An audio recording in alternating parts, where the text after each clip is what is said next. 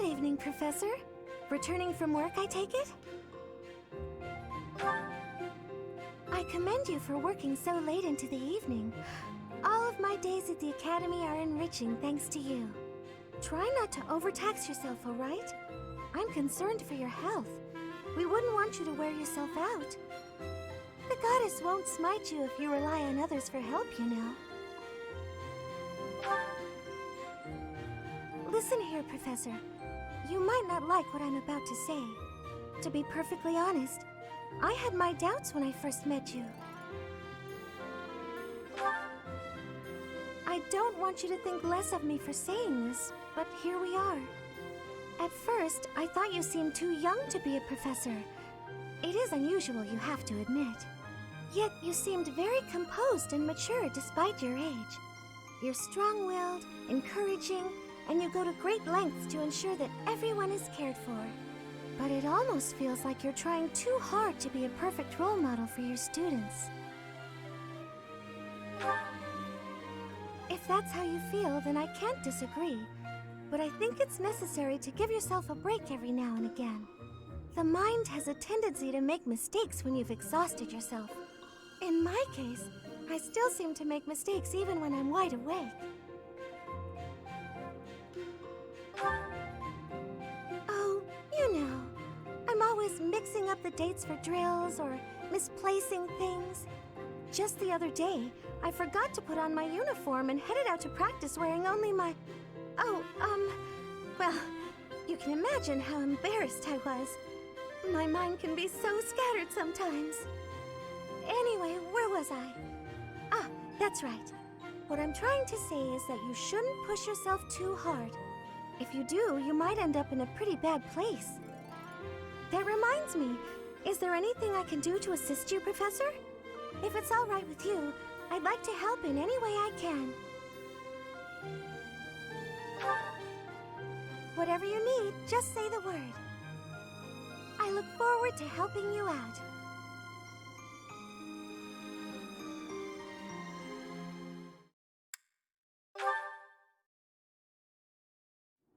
You there, youngster. Won't you listen to this old man's troubles? I was born and raised right here in this town. I spent my whole life here. My daughter lives in the Empire, and she sent me a letter to ask if I was keeping up with my daily worship. Well, hello there, Professor. Is this a friend of yours? Is that so? I was sure you two knew each other. Is there something we can do for you, good sir? Oh, what a lovely young lady. I was just telling this kind soul a story. Really? What's troubling you? Well, I was thinking of going to daily prayer, but my leg's been acting up and I can't walk properly. How terrible. That's no good at all. May I be of assistance? I'd be happy to lend a shoulder and escort you to the chapel. Would you? Oh, I'd be most grateful to you. Thank the goddess for sending this young lady to me today. We'll need your help too, Professor. Here, sir, take my arm. Splendid work, Professor. He really seemed to appreciate our assistance. Putting a smile on someone's face always seems to brighten up the day. Is something wrong? You're giving me a strange look. Oh, how should I put this? I suppose it's just second nature to me. It's difficult to describe, but I can usually tell when someone is worried about something. Back there, I could tell that both you and the old man were in distress. I spent a good amount of my life living in the church. Maybe that's why I'm so good at identifying these things? Did I not mention that before? I spent nearly 10 years of my life in the Church of Fargus. Many came to us with their troubles.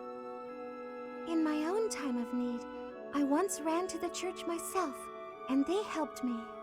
May I share something with you, Professor? It's about a dream of mine. I'd like to work in the church one day. I want to be like the priest who helped me. Never mind.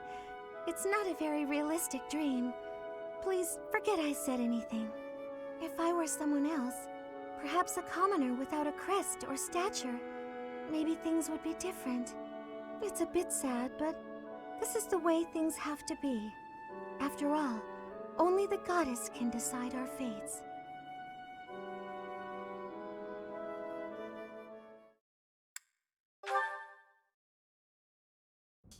Do you have a moment, Professor? I need to speak with you. Thank you so much. This is what I wanted to address.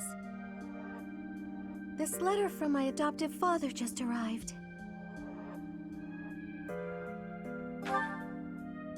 Oh, have I not mentioned him?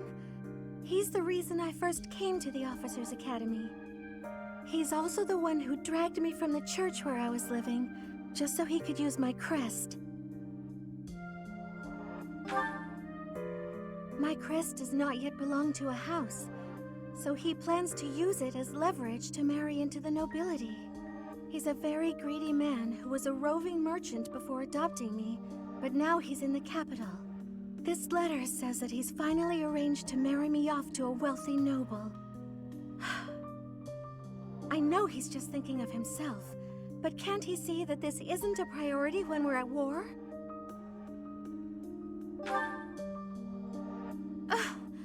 I don't know what to do about this proposal.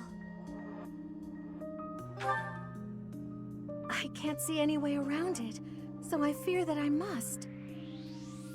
I just don't want to let go of the life that I've made for myself. I know it's not what my heart wants, but I don't have the strength to say no. I believe I've mentioned this before, but I want to work in service of the church. Well, I suppose it doesn't necessarily have to be the church, but I want to help those in need. If I were to marry a noble, I think it would be difficult to realize that dream. It's just, I've always allowed myself to follow the whims of those above me. I convinced myself that everything in life was at the will of the goddess. I was blind to reality. I believed it was her will to both pull me from the church and guide me to the Officers' Academy. The decision to enter this war was the first time I acted of my own free will. My adoptive father opposed this decision, but I somehow managed to convince him. Still, I couldn't free myself of him completely. This letter is proof of that. It's not that I'm scared of him, but there is something that worries me. I knew you'd understand, Professor. I've sat down to write a reply several times, but I can't muster up the courage or the words. I was hoping you could provide me with the encouragement I need. If I don't, he'll go ahead with the arrangement. I suppose I must aim toward cutting him out of my life completely. Okay. I think that may have been just the push I was looking for. I'll tell him the truth, that I found a life worth pursuing, and I must decline the proposal. Maybe I should tell him I've fallen for someone else.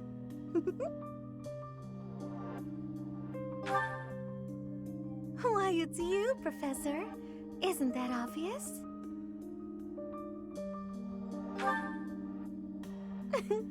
I'm just teasing. Now I'm off to write this letter and stand my ground. Thank you for your encouragement.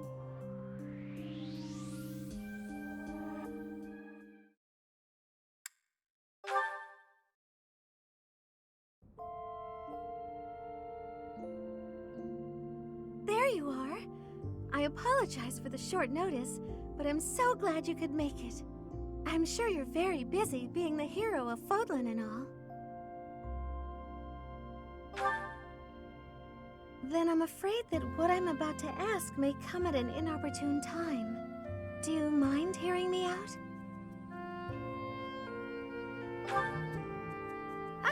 Great. Here it is.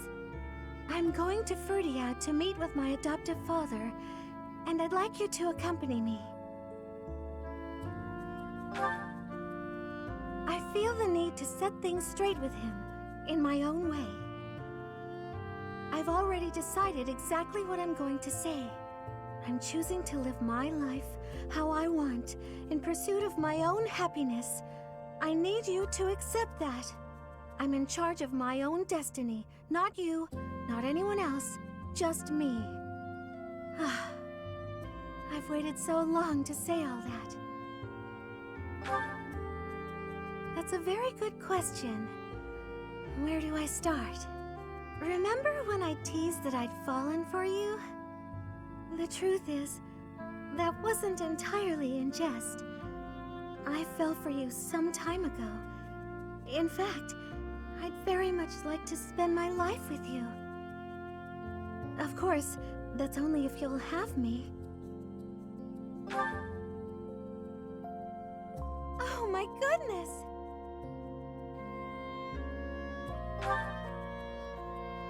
Yes! Let's! You've no idea what this means to me. This may be the happiest I've ever been. I'm so glad I could finally express my feelings. Now we can live the rest of our lives together. To think, I was able to choose this path of my own volition, and now I get to walk it with you. Should one person be allowed this much happiness? But still, you're only given one life. Are you sure you want to spend it with me? I may be quite demanding at times, as I intend on pursuing my dreams. I want to help those in need, wherever they may be, and I won't give up on that. I thought that's what you might say. Perhaps that's why I fell for you. It's just the way you are. All right, let's be off. It's no short journey to Ferdinand. Oh, something to note. You should know that I can be quite scatterbrained and clumsy, but I will do everything in my power to help and support you too, whatever you may need. What a wonderful life we will lead together.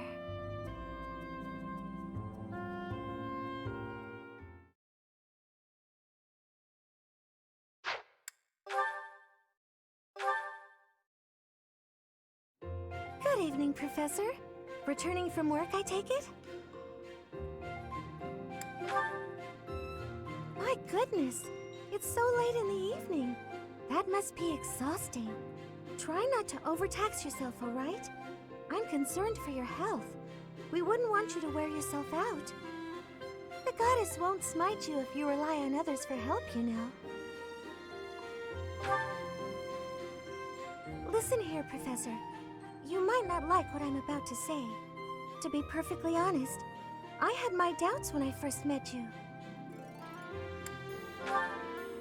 At first, I thought you seemed too young to be a professor.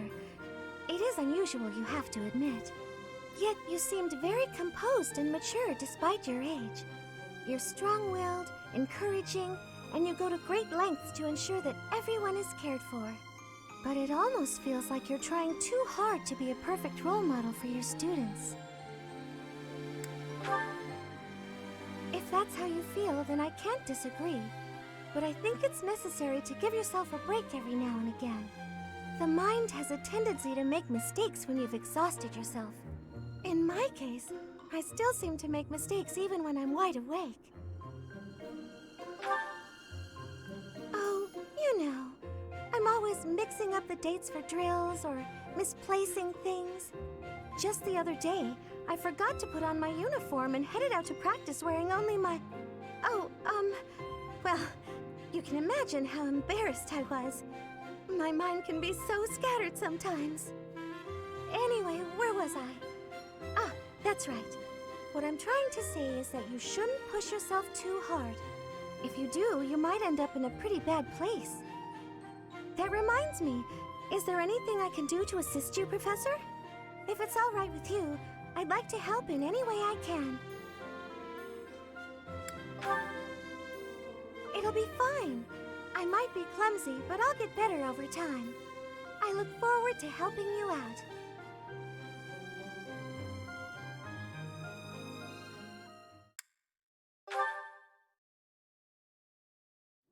You there, youngster. Won't you listen to this old man's troubles? I was born and raised right here in this town. I spent my whole life here. My daughter lives in the Empire, and she sent me a letter to ask if I was keeping up with my daily worship. Well, hello there, Professor. Is this a friend of yours? Is that so? I was sure you two knew each other. Is there something we can do for you, good sir? Oh, what a lovely young lady. I was just telling this kind soul a story. Really? What's troubling you? Well, I was thinking of going to daily prayer, but my leg's been acting up and I can't walk properly. How terrible. That's no good at all. May I be of assistance? I'd be happy to lend a shoulder and escort you to the chapel. Would you? Oh, I'd be most grateful to you. Thank the goddess for sending this young lady to me today. We'll need your help too, Professor. Here, sir, take my arm. Splendid work, Professor. He really seemed to appreciate our assistance.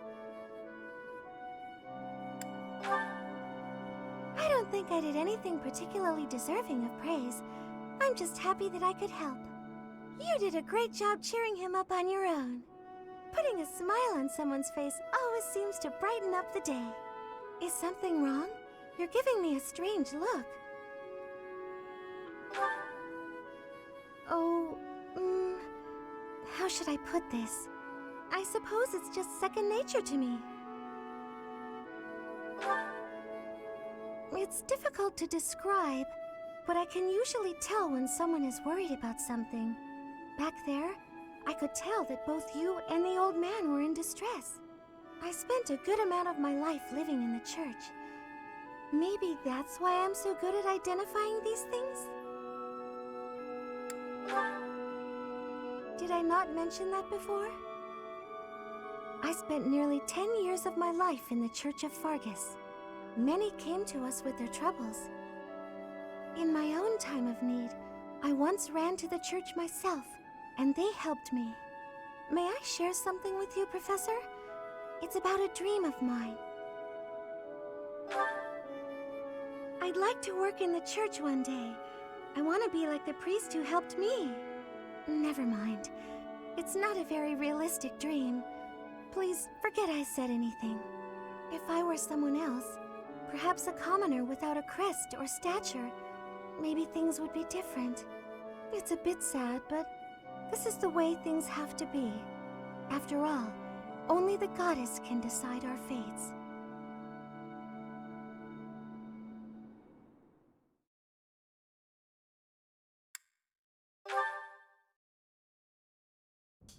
Do you have a moment, Professor? I need to speak with you. Thank you so much. This is what I wanted to address. This letter from my adoptive father just arrived. Oh, have I not mentioned him? He's the reason I first came to the Officers' Academy.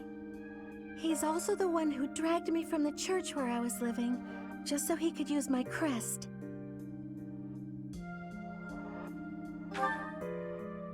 My crest does not yet belong to a house, so he plans to use it as leverage to marry into the nobility. He's a very greedy man who was a roving merchant before adopting me, but now he's in the capital. This letter says that he's finally arranged to marry me off to a wealthy noble. I know he's just thinking of himself, but can't he see that this isn't a priority when we're at war? I suppose it's possible. He may be worried about carrying on his bloodline, but... I don't know what to do about this proposal. I can't see any way around it, so I fear that I must. just don't want to let go of the life that I've made for myself. I know it's not what my heart wants, but I don't have the strength to say no. I believe I've mentioned this before, but I want to work in service of the church. Well, I suppose it doesn't necessarily have to be the church, but I want to help those in need. If I were to marry a noble, I think it would be difficult to realize that dream. It's just, I've always allowed myself to follow the whims of those above me. I convinced myself that everything in life was at the will of the goddess. I was blind to reality. I believed it was her will to both pull me from the church and guide me to the officers' academy. The decision to enter this war was the first time I acted of my own free will. My adoptive father opposed this decision, but I somehow managed to convince him. Still, I couldn't free myself of him completely. This letter is proof of that. It's not that I'm scared of him, but there is something that worries me.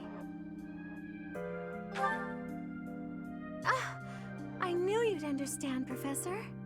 I've sat down to write a reply several times, but I can't muster up the courage or the words. I was hoping you could provide me with the encouragement I need.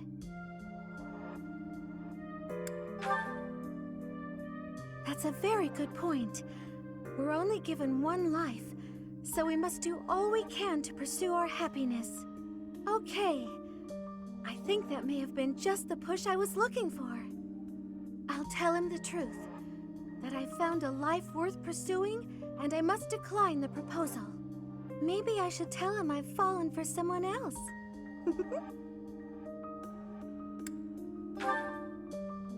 Why, it's you, Professor. Isn't that obvious? I'm just teasing. Now I'm off to write this letter and stand my ground. Thank you for your encouragement.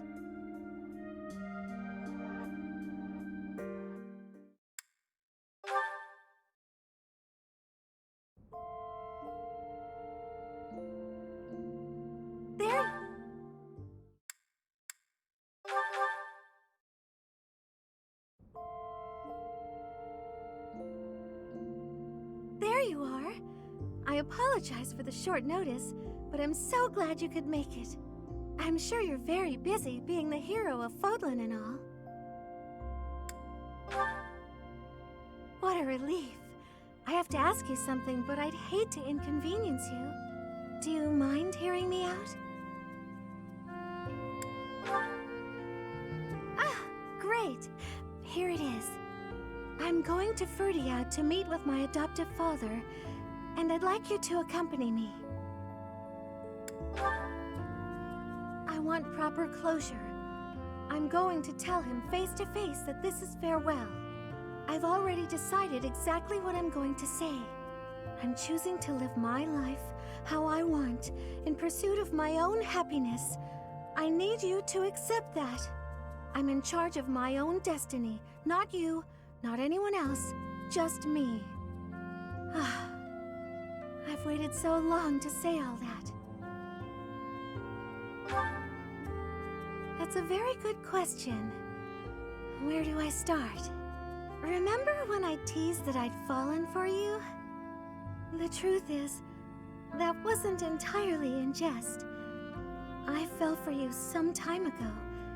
In fact, I'd very much like to spend my life with you. Of course, that's only if you'll have me.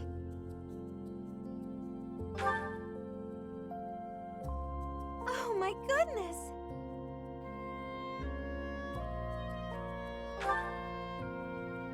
Yes, let's!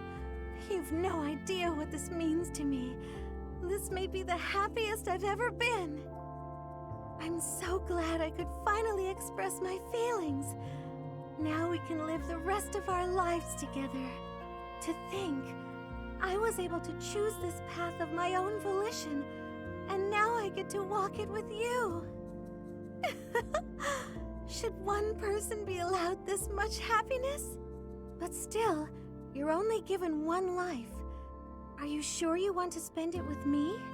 I may be quite demanding at times, as I intend on pursuing my dreams. I want to help those in need, wherever they may be, and I won't give up on that. I thought that's what you might say. Perhaps that's why I fell for you. It's just the way you are. All right, let's be off. It's no short journey to Ferdinand. Oh, something to note. You should know that I can be quite scatterbrained and clumsy, but I will do everything in my power to help and support you too, whatever you may need. What a wonderful life we will lead together.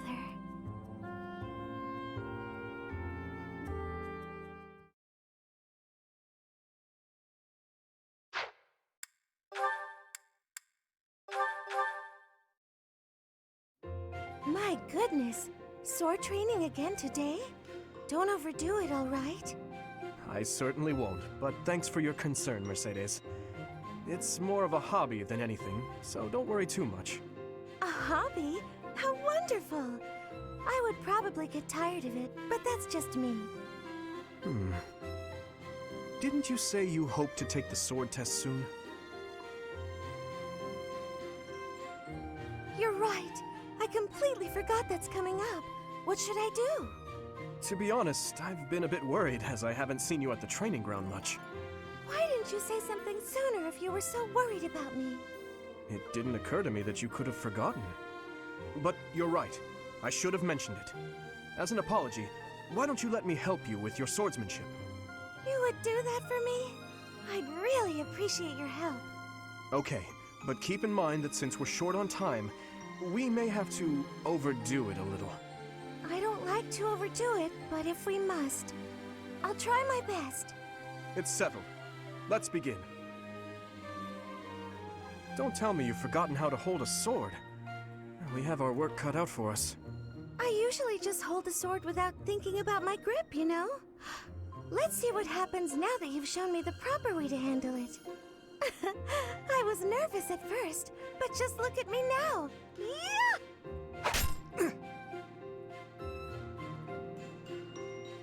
Well, I didn't realize offering to help you would mean risking my life. I'm so sorry. I don't know what happened. I just meant to swing the sword. I didn't think it would go flying like that. I'm impressed with how quickly you can dodge. Yes, I know you didn't intend to murder me, though that scare likely took years off my life. Maybe I'm not cut out for this whole sword fighting thing. Nonsense. It's far too early to give up. The first time I picked up a sword, I was much like you. It's true that different people are better suited to different things. But if you keep at it and refuse to give up, you're certain to improve. Do you really think so? Thank you, Dimitri. It's very kind of you to... Oh! There's a rip in your cuff, Dimitri. How do you think... It seems I didn't dodge your sword fast enough. Don't worry, I can easily repair it. I'm the one who tore it, so I'll be the one who mends it. How does that sound? No, please don't worry yourself over it. Just focus on your exam.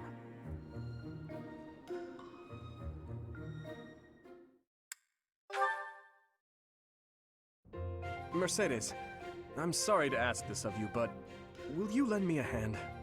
What can I do for you? Oh, is the cuff of your overcoat still torn? Mending that shouldn't be a problem at all. It's pathetic, I know, but I fear my sewing skills are... Well, as you can see, they're just about non-existent. Goodness, you must have been concerned when I tore your cuff. Ah, well... That is to say... Would you please teach me to sew?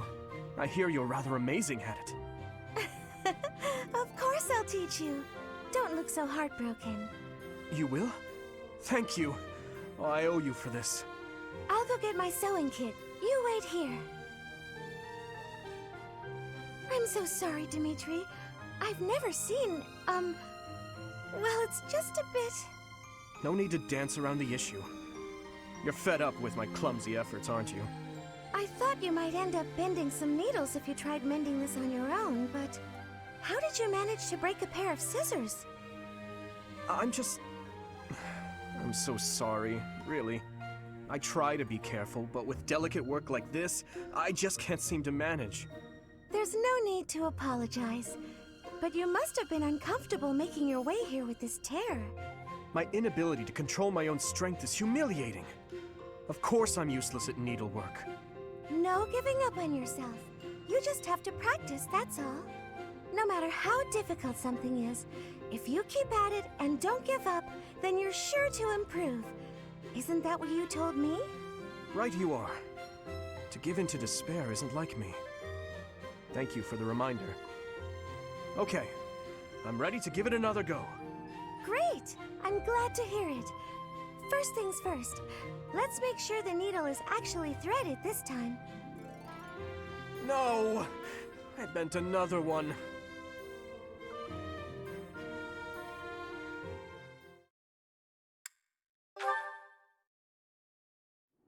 You've been spending a lot of time at the training ground, Mercedes. As far as swordsmanship goes, you're like a whole new person. Thank you. I have such a great time when you teach me that improving comes naturally. It's all because of your own hard work.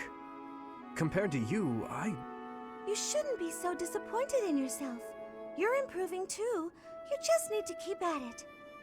Well, I can hold a needle and thread without breaking anything now. That's something. That's a big step. When we started, you couldn't even hold a pair of scissors without twisting them apart. True. I'm sorry for being such a burden.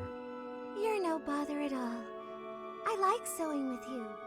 It reminds me of when I was young and my mother taught me how to sew. My mother would sit with my brother and me, and we'd all sew together. I really miss it. Even though I was barely better than you when I started. Did your mother like to sew, Dimitri? My birth mother? From my father's accounts, she wasn't great at it either. Oh, of course. I forgot that the Queen of Fargus passed away long ago. Yes. I don't really remember what she was like. But I remember my stepmother, always sitting by the window sewing away. I'm sure she would have been happy to teach you if you had asked. She always looked so lonely when she was sewing. So unreachable. She was kind to me, yes, but when she was like that, it was hard to talk to her. I'm not certain she would have wished to teach me. I'm so sorry, Dimitri. I didn't mean to bring up such difficult memories. Don't worry about it. If I don't talk about those things sometimes, I'll risk forgetting them altogether. And that would truly be a shame. I see. But now I'm just going on and on about myself. Why don't you tell me more about you? More about me? Oh, goodness. I don't even know what to say. It's hard to think of something on the spot, isn't it? You could speak of your family, I suppose. You want to know more about my family? On that topic, I'm happy to oblige. In fact, I'm so glad you asked. It's important to think about your past and share it every now and then. This might take a while, but would you be willing to stay and listen? Of course. I will listen for as long as you wish.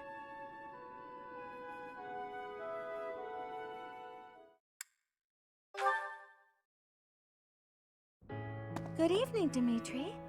Have you come to pray? Something like that. And you? Oh yes, that's why I'm here. I love how calm and peaceful the cathedral is this late at night. It really is.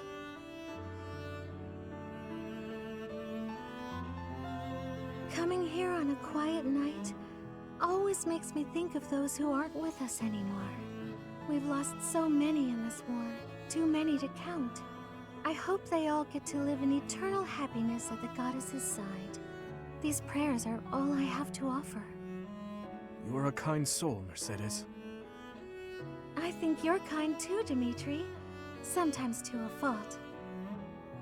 Kind? Me? No, not at all. I am just a killer. A disgusting monster. But why do you kill? for the sake of your loved ones, those who have passed. Real monsters kill for selfish reasons. They're incapable of expressing sorrow when they kill. So please, don't call yourself a monster. Mercedes, I am scared. So scared that I will forget their faces. The people who have died, who I have killed. I cannot let myself forget them. I know that, and yet... Whatever my feelings, it is all the act of a monster. It's sad, but the truth is that people forget. You may be afraid to forget your past, but you'll never be able to revisit it. Living in the present is the best we can do. We owe it to those who can't come back. If someone had said those words to me 5 years ago, I would be a different man today. What do you want to do now, Dimitri? Continue fighting for those who have died? Not as a king, but as my classmate. What do you want to do? My own dreams. I have never given it any thought. What about you? What do you want, Mercedes? I want to keep sewing and training with you, even after you've become king. I want to be your friend. But I have no right to stand beside you. Please, I can't hear any more of this self-deprecation. I just want to be by your side. Is that so much to ask? Mercedes. I want the same thing. If you allow it, I wish to stay by your side. I'm glad I'm not the only one who feels that way. Let's spend a little more time here together, just the two of us.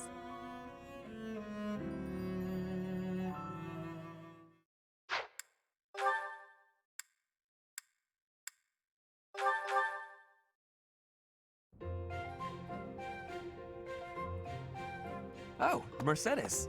This is unexpected. Hello, Ferdinand. Did you come to pray? I did. I quite like the atmosphere in the cathedral. It is holy and solemn. Perfectly suited to a noble, wouldn't you say? I guess so. You guess so? I think the matter is rather clear-cut. It is incumbent upon nobles that we pray regularly to the goddess. The piety of the nobles is a model for commoners. It teaches them the value of devotion. Absolutely. I know exactly what you mean. I couldn't agree more. These days, many nobles scarcely, if ever, pray. Look around. You and I are alone in this cathedral. It is really quite a shame. Ah, well, I don't really know that I count as a noble anyway. I am afraid the nobility seems to be losing its way. When you pray, you are usually alone, right? Yes, you're right. I usually am. Precisely. Where are the others? Of course you cannot force people to worship. That is out of the question. Nobles must determine for themselves what they will believe and how they will pray. A religion foisted on you without your say is not much of a religion at all. Do you not agree? Yes, I definitely agree. Definitely agree. On the other hand, we cannot stand idly by while... It was great talking to you, but I'm getting pretty sleepy. I'm gonna head off to bed. Good night. All in all, one has to conclude. Mercedes, where did she go? I must have inspired her to go out and revive the faith. Perhaps I should do the same. I cannot let her show me up.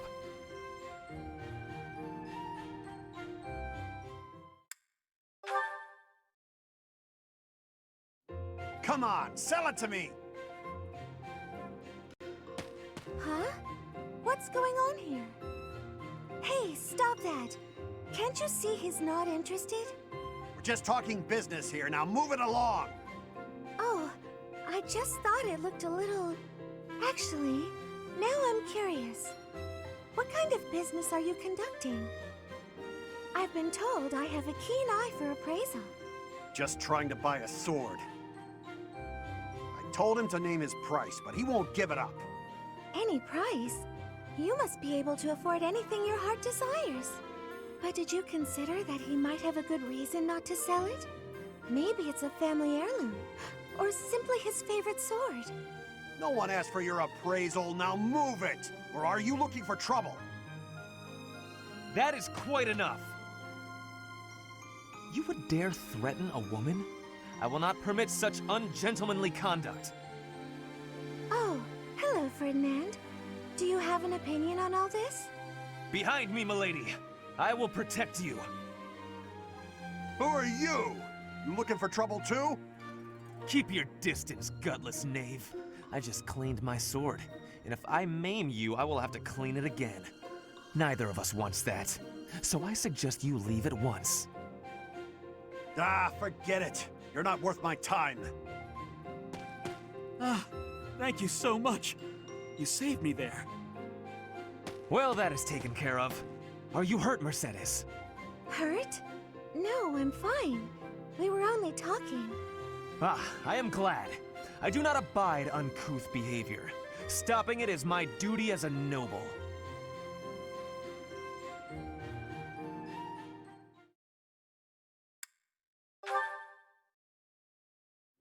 You know, stepping in to prevent extortion, that was quite brave of you. What? Oh, you're talking about that time in town. I wouldn't say I did anything brave, really. I just asked what was going on. No need to be humble. Helping the weak is precisely what a virtuous noble does. I don't think what I did is quite the same thing.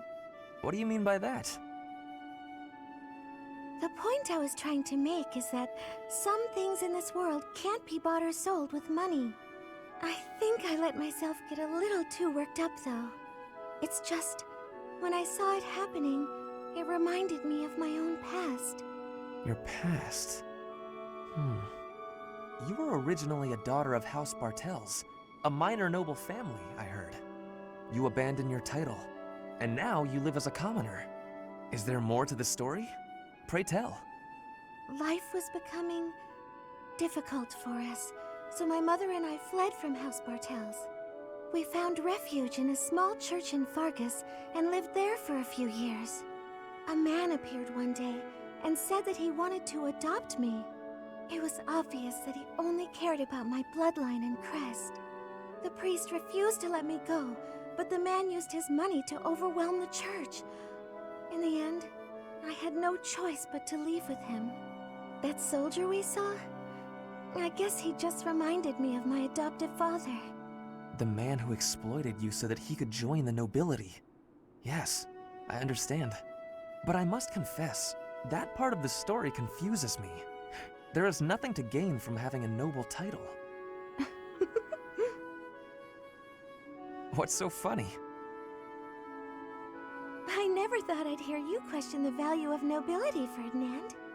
Oh, well, that is not quite what I meant. Using someone else to obtain high status, with no effort and no accomplishment?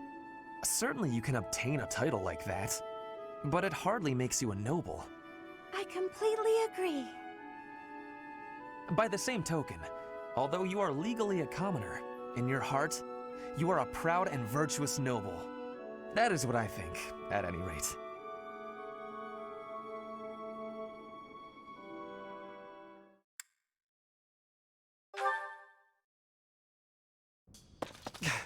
Mercedes! Finally! There you are. Ah, Ferdinand. Why are you so short of breath? I just wanted to show you something. What's this? Oh. Yes, these are financial records that I recovered from your adoptive father. They proved that when he adopted you, large sums of money changed hands. Where did you come across these? I stealthily made my way into Ferdinand and looked around his estate. It was easy. That kind of thing is no trouble for an intrepid young noble such as myself. That's amazing! I mean, amazingly irresponsible. I can't believe you put yourself at risk for my benefit. I really wish you wouldn't do such things. No, I did it for my benefit. I could not help myself. With these documents, we can show everyone what a scoundrel your adoptive father really is. His noble aspirations will be crushed. The lord of the region will probably rescind his adoption contract. In other words, you will be free. Here, Take them. Do with them what you will. Do you really believe these will set me free? Yes, of course. You will be free to decide your own path in life, and go wherever your heart leads you. That does sound nice, but... I'm sorry, Ferdinand, but I think you should hold on to the documents. Why? Is this not what you want? I've lived so much of my life following everyone else's lead, so much so that I've come to terms with it. It's almost unavoidable at this point. But with these, I could regain my freedom and change all that. You baffle me. Do you not wish to be free? Of course I do. Let me try that again in a way you might understand. Ahem. A true noble cuts their own path, seizing freedom from the clutches of tyranny. I cannot argue with that. Fine then. I will hold on to the documents. But I'm really very happy that you're so concerned with my well-being, Ferdinand. It means so much to me that you went through all that trouble on my behalf. Of course, Mercedes. The smile on your face is well worth the effort.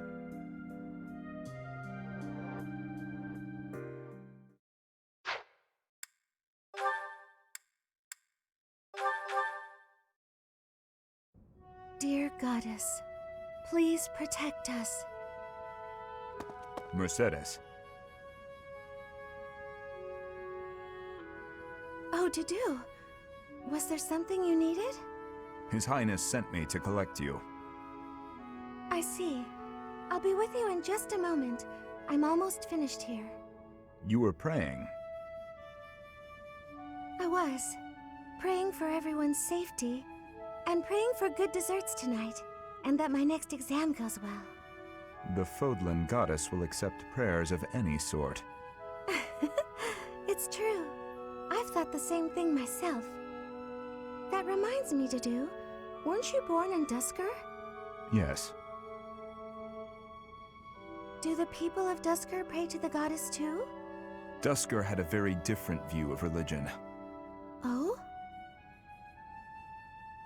In Duskur, there were many gods.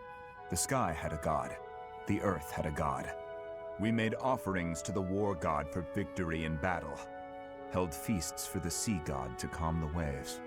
So your people prayed to different gods depending on what they needed? Correct. Your beliefs sound so different from ours. Tell me more. Why? Duskur is a ruin. Duskur may be gone, but you're still here. Would you tell me more about it the next time we meet? If you insist. Really? That would be great! I'm looking forward to hearing more soon.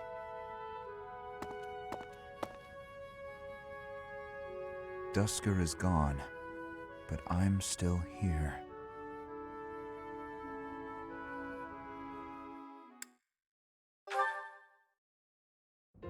Ah, I think I get it. So the Sky God got into an argument with the Earth God, then Duskur was created? To oversimplify it somewhat, yes. There's something so mysterious about it. There are only mountains separating us from Duskur, but it's like a completely different world. This has been so interesting. I've never learned so much about it before. There are not many left to pass on the legends of Duskur. Really? That's a shame. It's almost like when someone dies, or a family line ends. I think a place is only truly destroyed when there's no one left to remember it. You should tell more people about Duskur to keep it alive. That is a strange thing to say. Oh? Why do you think that? Duskur is forever the enemy of Fargus. No one cares about our culture or history. I'm different, though. I don't know anyone who was killed by the people of Duskur.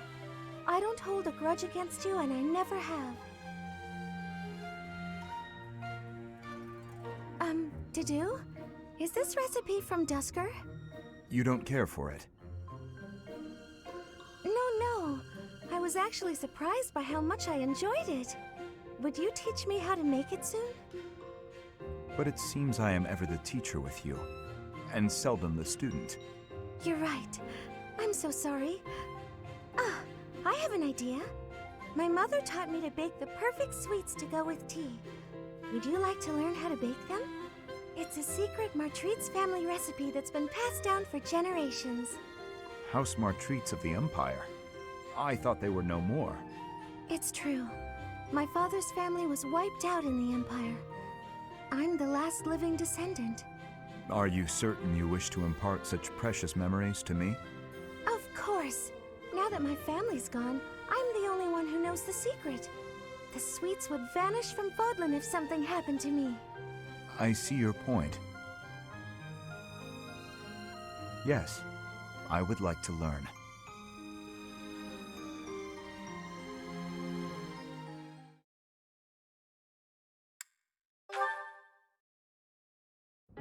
Oh, Dedue! Are you praying to the goddess of Fodlan? That seems odd. Won't the Dusker gods be upset if they hear you praying to another land's deity? The Fodlan goddess was recognized in Dusker, too. The deities of foreigners are seen as the protectors of their respective lands. It has been said that we would offer our prayers to her in times of war. Huh. So the goddess is part of a pantheon. I guess that's one way to interpret it. Anyway, what are you praying for? For peace to come even one day sooner. That's a lovely prayer. I was just thinking about praying for that myself. I see. Hey, Dedue, what are your plans for yourself once this war is finally over? To serve His Highness for the rest of my days. I thought you might say that. And you? That's a good question. I was thinking about traveling to Dusker. To Dusker? There is nothing of interest left there. Isn't it where you were born? And isn't it where your wonderful food and stories come from? I think those are reasons enough to visit at least once. Mercedes. If you will allow it, I would like to accompany you. His Highness would surely grant me leave to go. You really think so? Then I hope the war ends as soon as possible. As do I. We're going to have to shower the goddess with prayers. We'll pray that she watches over and protects us while we work to end this war. Then, when it's finally finished, we can travel. That promises to be interesting. We should pray to the Dusker gods as well. Yes, that's a brilliant idea. Which of the Dusker gods should we pray to? For victory, we pray to the god of war, or just the god of war. Come on, what were you going to say? Oh, I know. It's the god of travel, right? Let us leave it at that. I knew I was right. You taught me so much about your gods. So let's pray. For the end of the war, and for our safe travels to Dusker.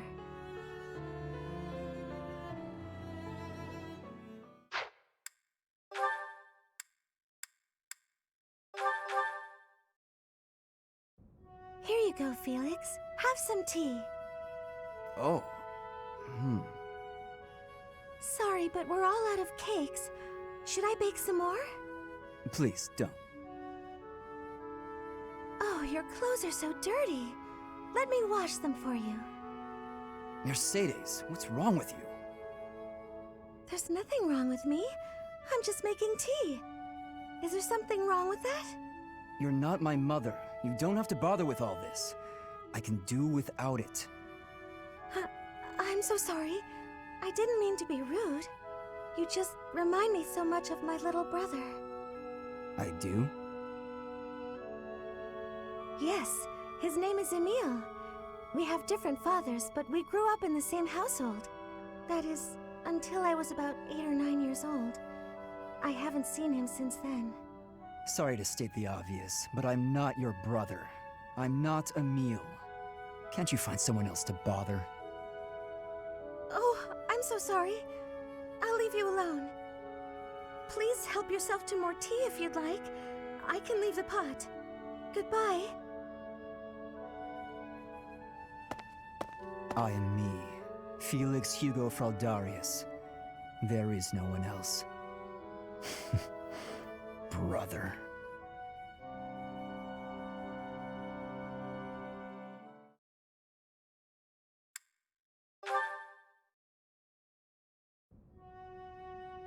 Here you are. Oh, were you looking for me, Felix? You were injured in the last battle. Are you okay? I'm fine now. Thank you for your concern. You really are troublesome. I'm so sorry. I didn't want to get in your way out there. I just couldn't help but worry. I was only trying to keep an eye on you. What are you even doing on the battlefield? You endangered yourself and got hurt. Such a stupid thing to do. Yes, of course, you're right. I have no excuses. If you intend to carry on being such a fool, you'd best stay near me. Are you sure? I'd hate to get in your way again. You can, Hmm? You can keep thinking of me as your little brother. And that'd be better than going through this again. But I thought you didn't like that. Didn't you say you were fed up with it? I am fed up with it. I've already spent years filling in for someone who's dead. My older brother inspired love and respect. He was a great knight. He died. Since his death, his memory has followed me around like a shadow. Oh, I didn't know you had a brother too. I don't let my personal feelings distract me on the battlefield. Still, do I really remind you of him? Well, you don't look like him, but something about you feels so familiar. It just makes me want to protect you. That's not to say that you're incapable or unreliable or anything like that. In fact, it's quite the opposite. You're the one who just came to check on me. You need to pay attention to your surroundings. You're reckless. Lives are at stake, including mine when I have to run over and save your skin. Yes, I'll try to be more careful. Thank you for being so kind, Felix. Whatever.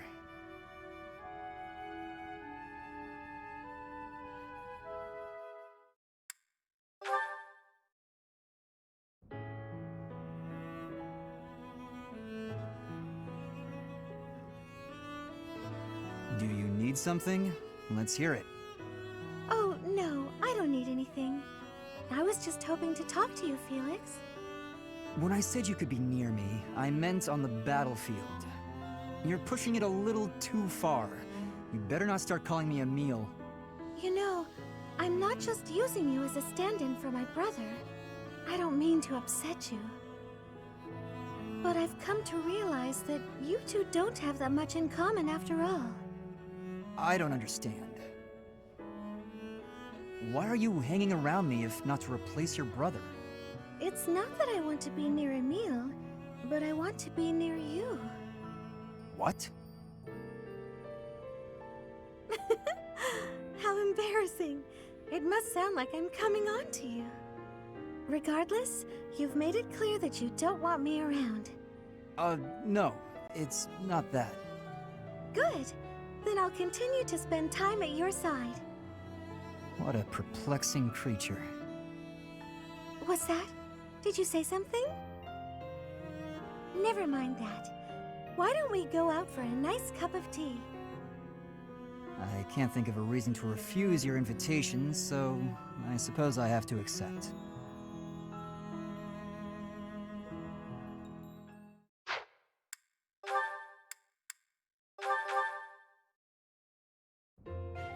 Oh no, this isn't right. Now what am I supposed to do? What's the matter, Mercedes? I accidentally made this food much sweeter than I wanted. Let me taste it. Yeah, a little sweet. What if we try adding a few spices? Huh?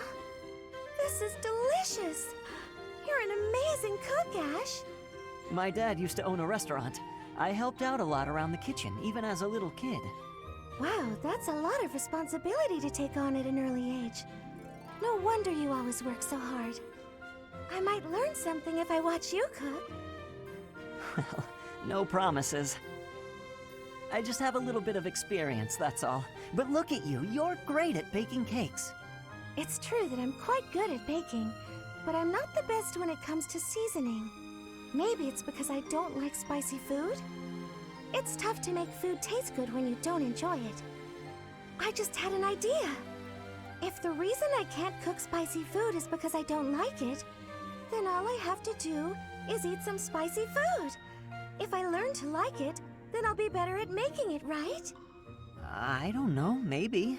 What makes you say that? No, none of that matters. Once I've made a decision, I have to go with it.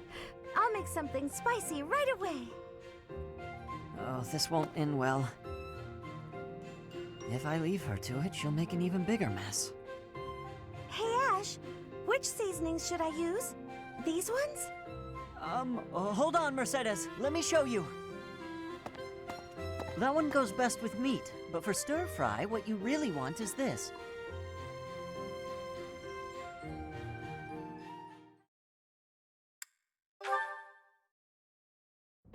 Whoa, what happened? The pan's smoking. Mercedes, what's going on? My eyes. I can barely breathe. Oh, Ashe, I'm so glad you're here. My cooking's not going very well at all. What did you put in there? I used some of this spice, that seasoning, and the herbs on the top shelf. Then I started frying it in oil. That explains it.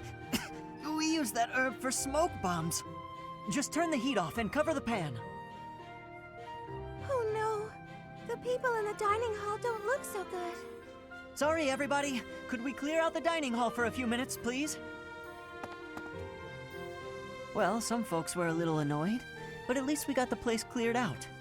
It's a good thing no one mistook all that smoke for an attack. That could have been a disaster. I'm so sorry. I always mess everything up. No, it's my fault. I should have taught you which herbs to avoid. Don't blame yourself. I just need to figure out how to do it right for next time. Next time? You still want to try again, even after all that? Of course! If I didn't, that would just be a waste of everything you taught me.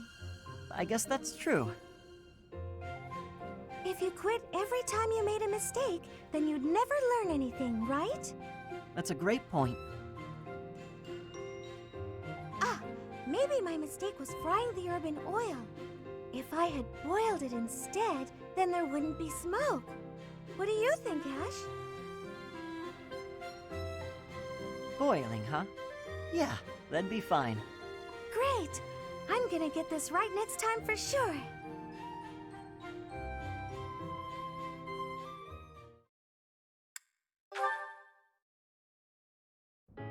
Excuse me, Ashe. Do you have a moment? I finally managed to finish cooking a dish, and I would love for you to have a taste. Sounds good. I'd be happy to.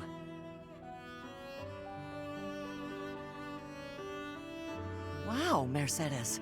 This is delicious. I used that herb you suggested. Boiling it gave off such a lovely aroma. I think I used the right amount of spice, too. Even I could eat it without burning my tongue. I'm a much better cook now, thanks to you. I hope you can continue teaching me. Oh, definitely. I should thank you, too. Thank me? Even after all the trouble I've caused you? Seeing you persevere has made me really happy. In fact, you've reminded me of someone I cared about a lot. Oh, someone you cared about? Romantically? This is all so sudden, Ashe. I don't... I didn't mean it that way. I was actually thinking about my brother. What a relief. I didn't even know you had a brother. He was the son of Lenato, my adoptive father. I always called him my brother, though. Failure never got to him. All he'd ever do is laugh and try again. Whenever I was feeling down about a setback, he would cheer me up. He'd say something like, "Don't worry, we'll tackle it together next time." I was always happy to have him around. He sounds like a wonderful person. He was. And I get the same feeling from you. I've done nothing but bother you with frivolous little things. I'm sure I could never be like your brother. But I'd like to stay by your side, if you'll have me. What do you mean? I want to be there to help you in times of need, or to cheer you up when you're feeling down. I should be able to manage that without doing too much damage. I'm glad to hear you say that. Thank you, Mercedes. I know I can rely on you.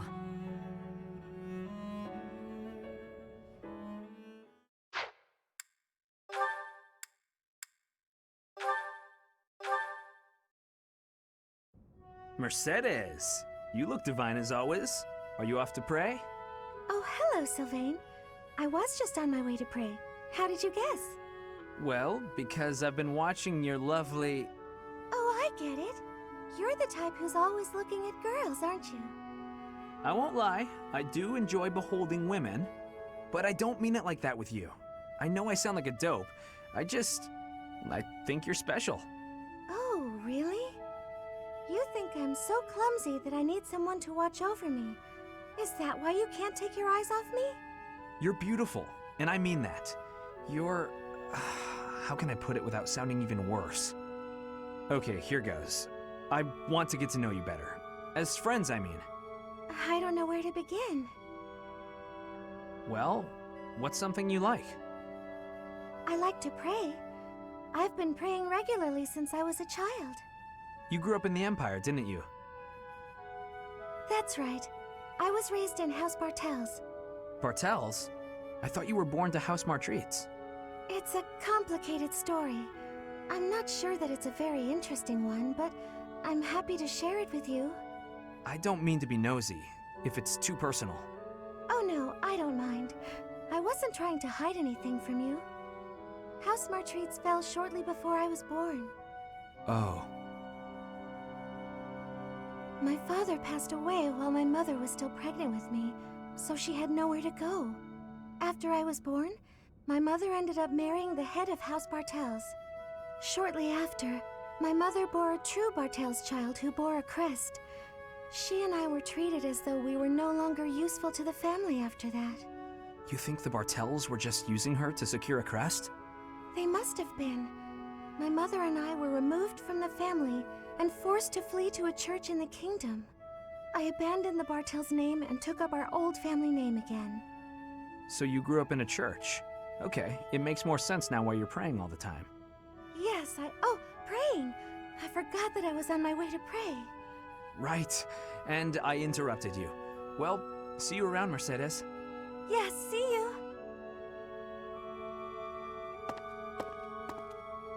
House Bartels wanted a crest, and ruined other people's lives to get one. These idiots are all the same.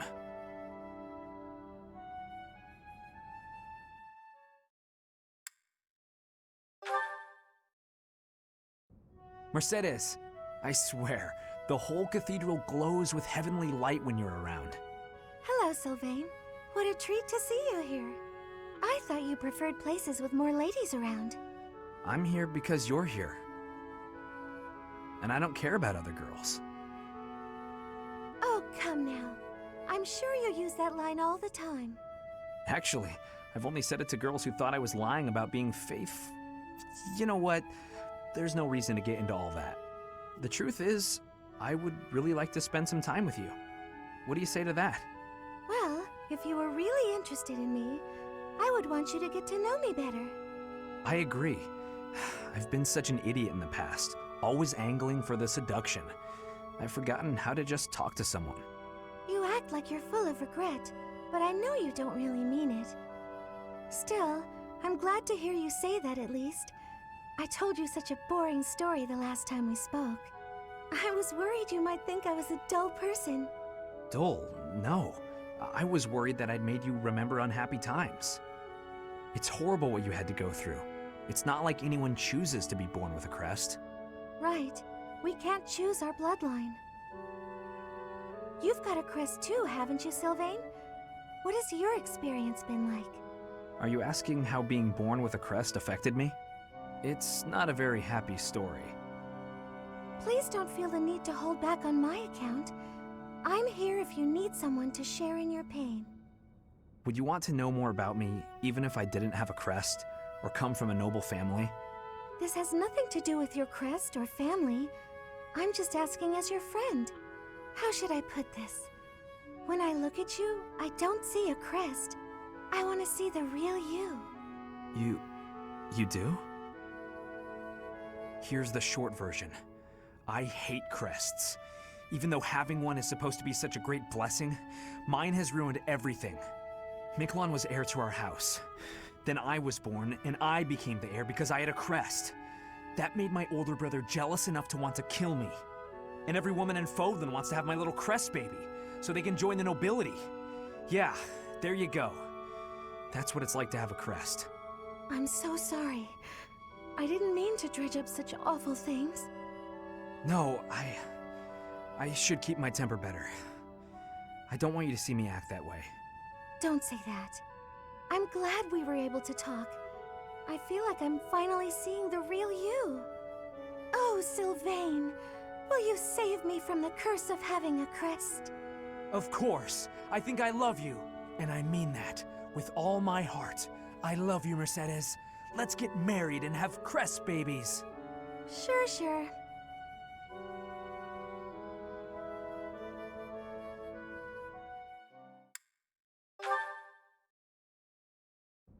Mercedes, you're looking divine as always. Good evening, Sylvain. Thank you for coming out to see me. Just the two of us meeting at this time of night? You move quicker than I thought. I don't know what speed has to do with it, but there was something I wanted to talk to you about. Ah, okay. I probably should have figured that out. I can be so forgetful at times. I neglected to mention this the other day. I meant to say that I know you've been through a lot in this life. Huh? Me? Your parents have placed a great deal of pressure on you as their heir. And it's all because you were born with a crest. You've had to put up with such lofty expectations. All of the kingdom's noble houses expect a lot from their heirs. I'm no different from any other noble guy or gal. We've all got responsibilities. But didn't you mention that your brother envied you enough to wish you dead? I'm sure that wasn't easy. Thinking about it, life was probably a lot harder for my brother than it ever has been for me. Didn't you also mention that women were only interested in having your, as you say, crest baby? I'm not very interested in the particulars, but I get the feeling that you don't care very much for these women who throw themselves at you. I'd appreciate it if maybe you kept that observation between the two of us. Your secret's safe with me. I understand the pain you've had to carry. I know you've got your share of bad memories too, but... That's why you feel comfortable letting your guard down around me. Come now. That's enough with the sad smile. Mercedes. Was my sad smile really that bad? Did it ruin my dashing good looks? Not at all. You actually look more handsome to me with honesty on your face. Aw, here come the waterworks. Don't be ashamed of crying. I'm here to protect you. Will you protect me in return? I will. I promise. You know, Mercedes, you really are a special lady.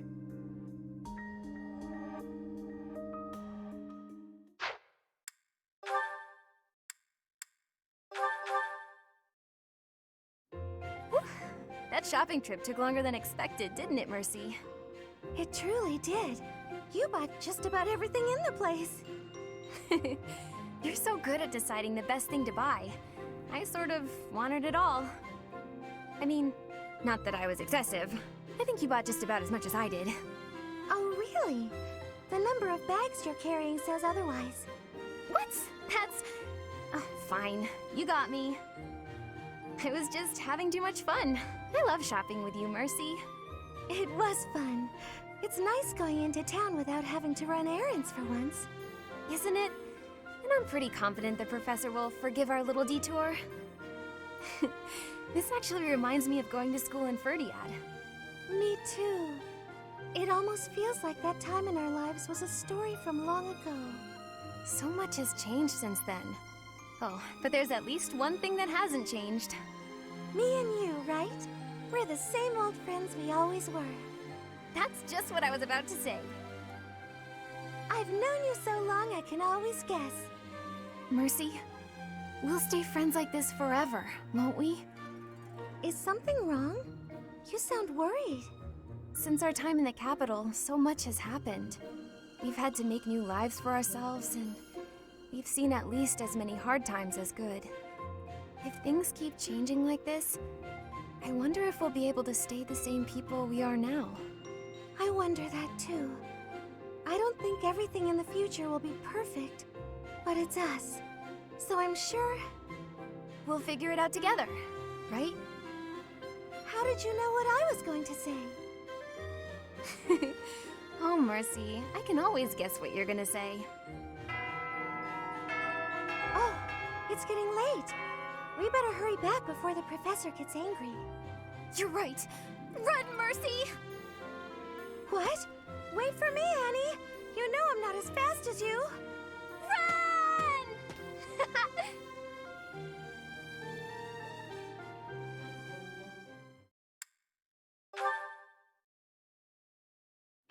Okay, Mercy. This time we're gonna be really good and get the supplies with no detours. You're so good at sticking to a plan. I should leave the shopping to you. I'll stay out of your way and just browse. Hey, that's not fair. I want to browse too. Looks like you girls are having a good time. Annie, is this a friend of yours? I've never seen this person before. I'm sorry to be rude, but we're kind of busy. Wait a minute. I think you're shopping with money you stole. But no need to worry your pretty little heads. I'm just gonna have to take it back for us common folk. Step back, Mercy. This could get dangerous. Listen here, you. There's no way you can win against me. I don't want to fight you, but I will if I have to. So just back away. You think you can talk to me that way? I'm gonna... Oh, the knights are coming! What? Annie, run!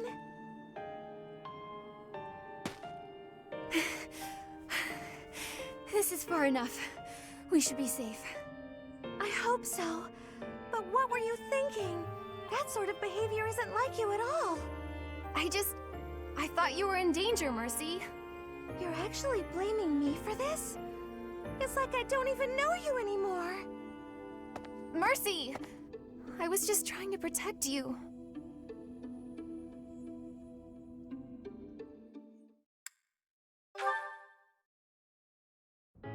Annie, do you have a moment?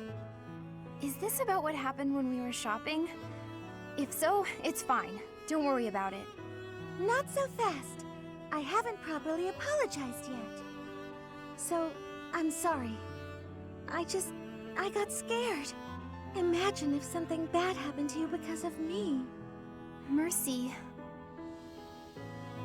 You would have just run away if you were on your own, wouldn't you?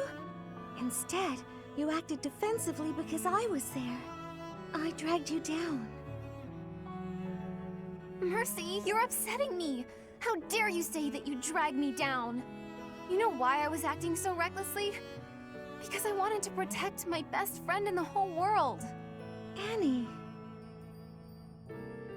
Do you remember when we first enrolled at the academy? It seemed like everyone was leagues ahead of us and so far out of reach. I felt completely hopeless. But because you were there, I didn't lose hope. So, don't say stupid things about how you dragged me down or how you don't deserve things. Thank you for saying that. And again, I'm sorry. You're just so important to me. I know I could never find another friend like you. You've stayed by my side through thick and thin. I wouldn't be able to forgive myself if anything happened to you because of me. Mercy, Can we be friends again? Of course, Annie. Friends forever. Good. I don't know what I would have done if we hadn't found a way to make up. I'm sorry. I should have said something sooner. No, I'm the one who should have stopped being so stubborn and said something. You know, now that everything's as it should be, I'm suddenly starving. That's just like you. Come, let's go for tea. Ooh, let's! And we should have some Mercy-baked sweets on the side. I think I love you more than just about anything in the world. You do? Oh, Annie, you're too sweet. Not as sweet as your baking. I love your baking more than anything in the world, too. Other than you. Well, I'm always happy to bake for you, Annie. I'm so happy to have you back.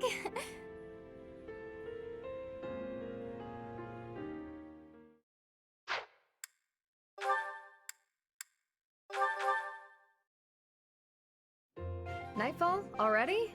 Suppose I'd better wrap up. Good work with your training today, Ingrid. Here's something to wipe up the sweat. Whoa, Mercedes. Hi. Hello. How long have you been...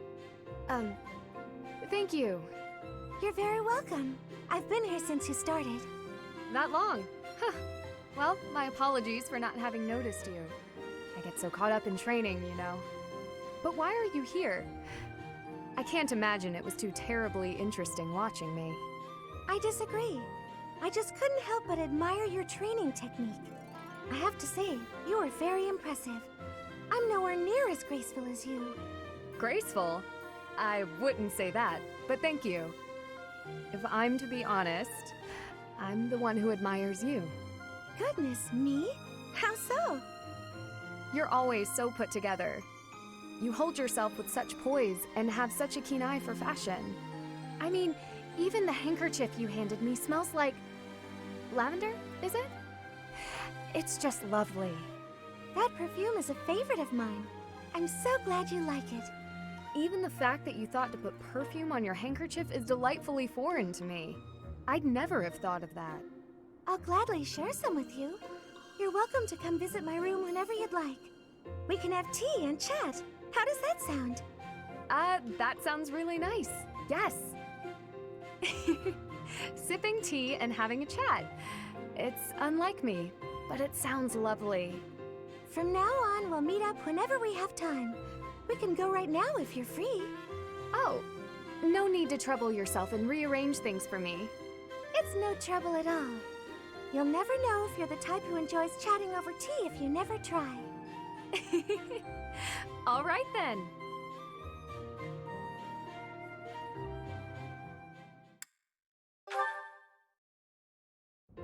Apologies for my late arrival, Mercedes. My duties ran long, as per usual. There's no need to apologize at all. Please, have a seat. We've met for tea so many times, but you never seem to get used to it, do you, Ingrid? Not entirely, no. I'm not accustomed to being treated so... delicately. Anyway, what will we talk about today? I actually wanted to gripe about something that's been bothering me. You? Gripe? Now that's unusual. I'm happy to listen, of course. It's the least I can do after all the kindness you've shown me. Thank you. The one thing I really wanted to talk about is marriage. Oh? Yes. I received a letter from my adoptive father about marriage discussions with a noble family. And will you accept? That's the problem. No matter what I decide, I'll probably be married off anyway. What I really want to do is help those in need. But I think it would be more difficult to do so if I married a nobleman. Understandably so.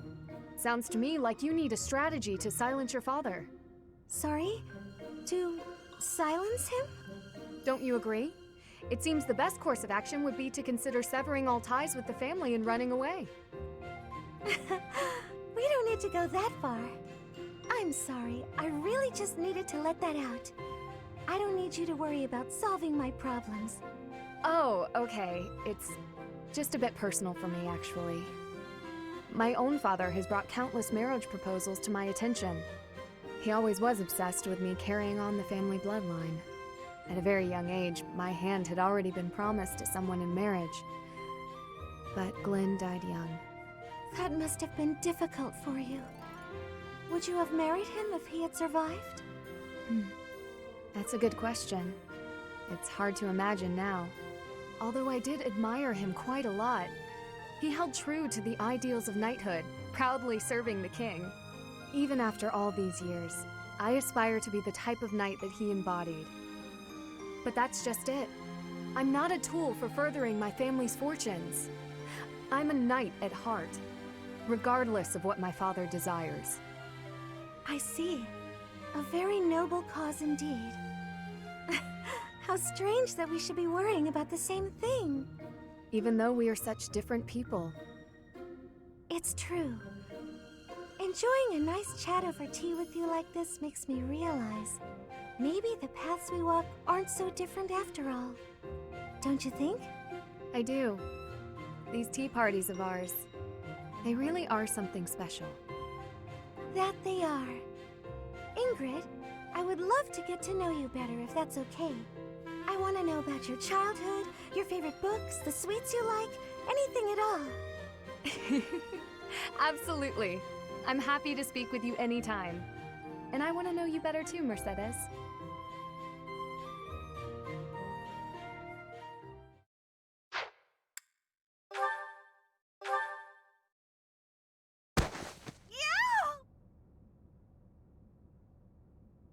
Oh, I beg your pardon.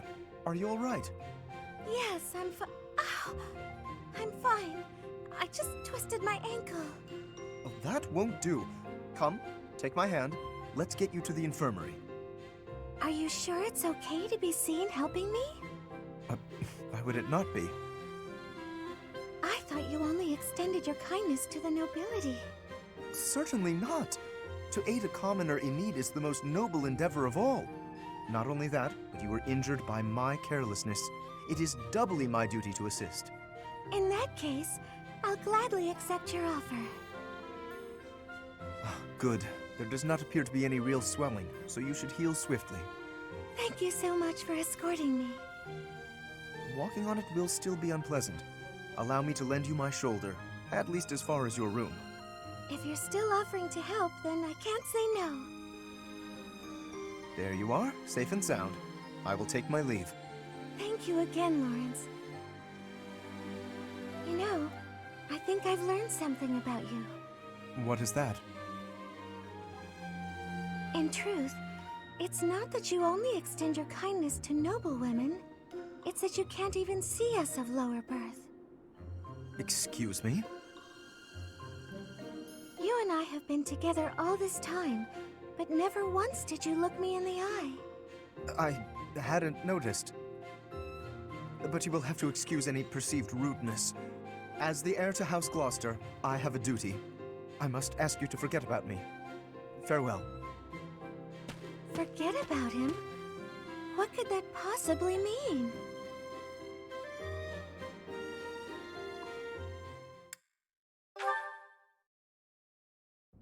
Mercedes, I have to insist that you take up a position behind me on the battlefield. I must protect the common folk, and you have been in danger rather frequently of late.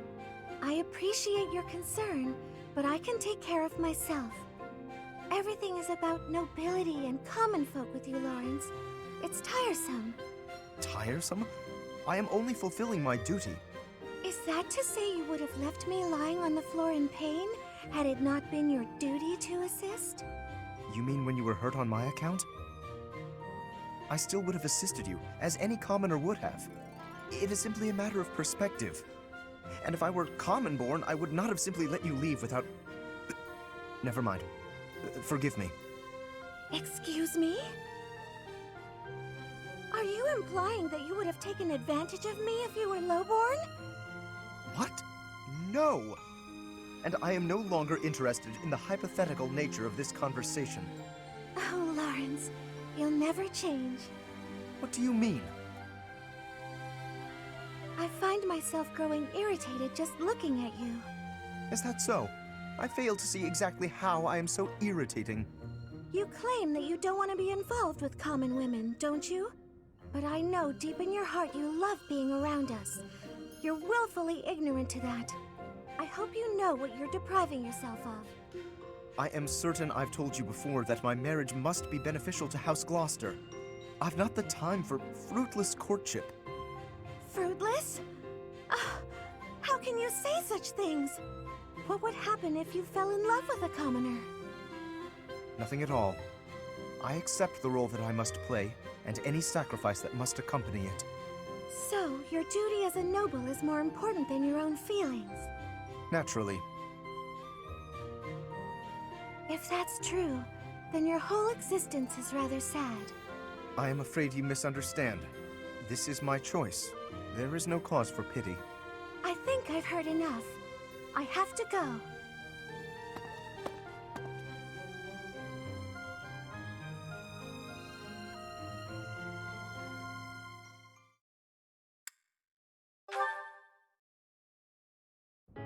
Mercedes, I have heard that you are the daughter of imperial nobility. Is that the case? It is. And you have a crest as well. Is that not so? Again, it is. Why did you not tell me? I was under the impression you were a commoner. I didn't mean to hide it from you, but you never asked. Besides, I am considered common now. I don't care to flaunt my noble past or my crest. I have no desire to return to that status.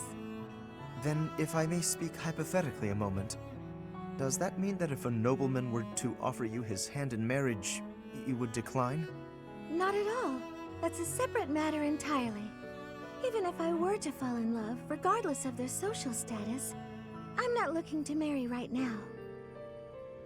What a relief. Forgive my rudeness. I am merely envious of your flexible outlook. It is a posture that I might very well adopt. Not to say that I hang upon your every word, of course. You mean in terms of love and marriage? Precisely. Status should be no impediment to love. But if you marry a woman who isn't a noble, then haven't you neglected your duty? Not exactly, no. What I said was that my marriage must benefit House Gloucester. So long as that holds true, the bloodline of my partner is actually irrelevant. For instance, if she bore a crest and was at one time considered noble... Well, now that doesn't sound flexible at all. How can you know if someone will benefit your family? Would you investigate her before allowing yourself feelings? That doesn't sound very noble of you. That is not what I... I'm sorry, Lorenz. I was only teasing. I'm sure your lack of tact is what women find so irresistible. Come again?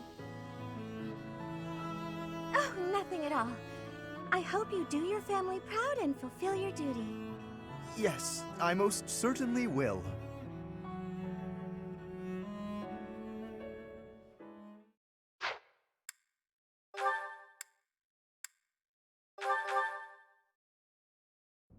Oh my, Ignatz. You're in a hurry. Is something the matter?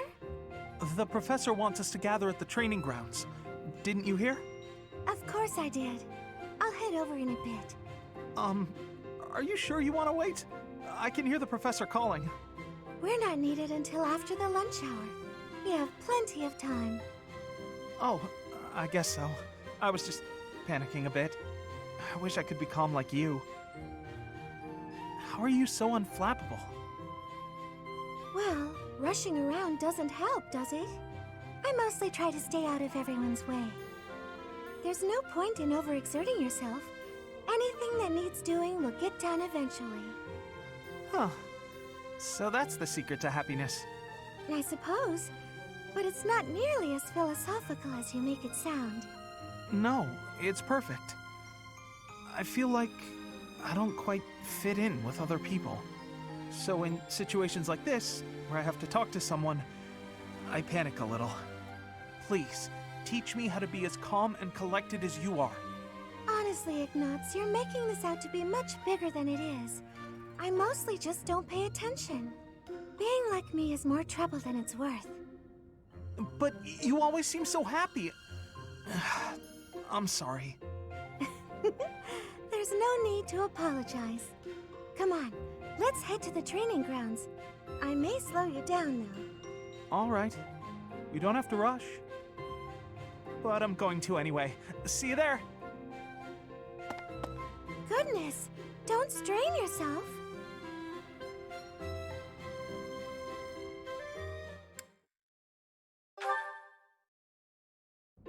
Huh. Oh, Ignatz, what are you sighing over? Sorry. I shouldn't sigh in such a holy place. There's nothing wrong with it. I sigh here all the time. The goddess receives all our prayers and our sighs. What's bothering you? I'd be happy to talk about it if you'd like. Oh, it's nothing. Not worth talking about. Is that so? Am I not worth talking to? That's not what I meant. Sorry to offend you. I'll tell you about it. I'm just uncertain about my future. My father wants me to be a knight. I don't think I can handle it. Can you imagine a knight as pathetic as me? I don't find you pathetic at all. Is there something you would rather pursue? Well, I've always loved painting. You want to become an artist? How wonderful! What's your ambition? Me? I simply want to help people with their troubles. Those who can't help themselves. I've considered working for the church, but that's only a vague idea. Oh, I'm sorry. We were supposed to be discussing your troubles. Not at all. I'm actually feeling a little better. Knowing that you aren't sure about your future, I don't feel quite so alone. Everyone in this world feels a little lost, you know. I really do believe that the life of an artist is a wonderful dream to pursue. There was a beautiful painting of the goddess in the church where I used to live. Whenever times were difficult, I would stare up at her and sigh. Thinking about that painting helps me even now. I've always wanted to paint the goddess. You should. I'm sure your painting will help someone else in their time of need.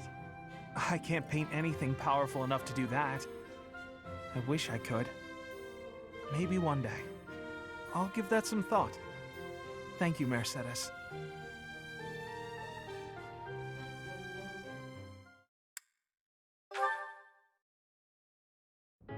Are you praying, Ignatz? Are you concerned about something? A little. I'm coming to accept that I will never be an artist. I'm self-taught, so my style and technique are probably all wrong. I don't know what I'm doing. Besides, how could I persuade my father? I can't even imagine his reaction. He'd disown me.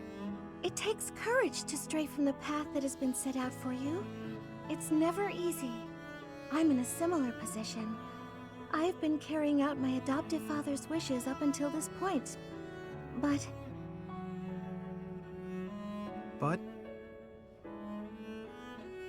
It's never a bad thing to have dreams. That's how I feel, at least. I can't imagine a life in which I'd given up on my dreams. How could anyone find happiness in that? Even with your father's demands, you can still work toward one small dream at a time. You know, I suppose you're right. My dream of being an artist gives me the energy to go on. You're really wise, Mercedes. Oh, goodness. That's not how most people would describe me. I just don't want you to give up on your art. Besides, I genuinely do want to see your painting of the goddess. Really? I'm pleased to hear you say so. You said you're in the same position as I am. What did you mean by that? My future has been decided for me as well.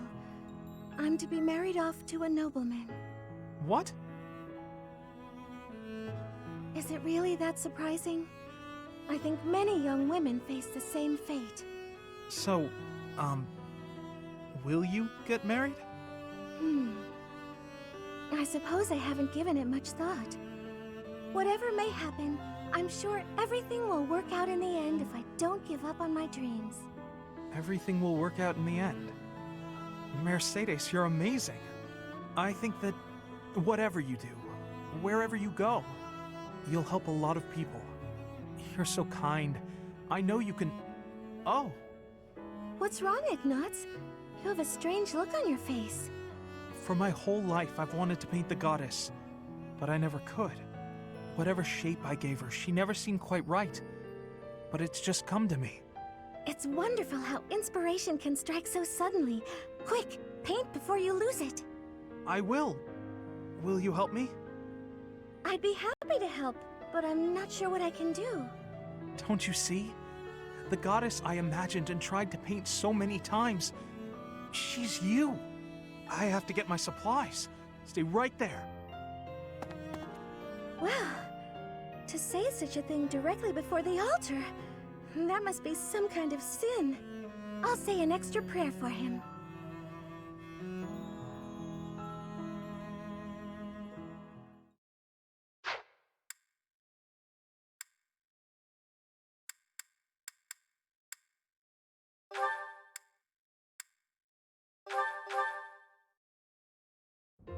Goodness, Hilda, you look worried. Is something the matter? Oh, Mercedes. I was on my way to the greenhouse to water the flowers. But I have a meeting with the professor right now, so I'll have to be quick. It must be urgent to call you at this hour of the morning. Go see what the professor needs from you. I can take care of the flowers. Oh, are you sure? Thank you so much. It's no problem at all. Let me take the water from you. Thank you again. I'll see you at lunch. Right. I'm off. Oops, my meeting with the professor was tomorrow. Anyway, thanks, Mercedes. Still no Mercedes. All she had to do was water a few plants. I didn't think it would take this much time. It's almost noon. Maybe I'll go see what she's up to. And that's the last of that. Perfect. What's taking you so long? Oh, Hilda. Is your meeting with the professor over already? Yes. It's almost lunchtime. What are you still doing here? Lunchtime? I hadn't realized how late it was. After watering the flowers, I noticed that the greenhouse was in need of some tidying. I must have gotten a bit carried away. It's so pleasant working in here. Oh, pleasant. Sure. You're such a kind person. No, it was my pleasure. Anyway, shall we head to the dining hall? I should have just done it myself. Waiting for her was so exhausting. What was that, Hilda? Come along, I'm hungry. Coming! What should we eat?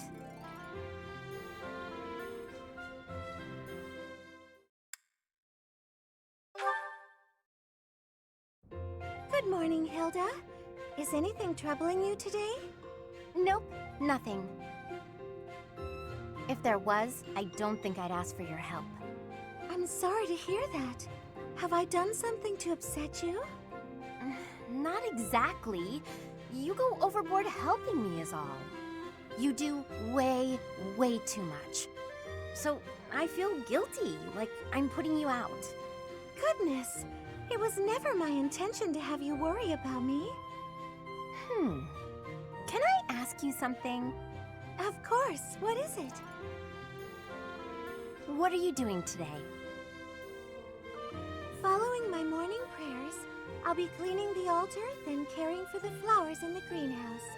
Then it's off to the library to help organize and sort, then to the dining hall to wipe down the tables and chairs. The floors could use a good polish too. Oh, and the weather's so nice that I might air out the bedding. After that, it's... Wow, you're still not done? There's more? Well, the dishcloths in the dining hall are all frayed, so I was hoping to mend them. Sewing? Don't you think that's too much?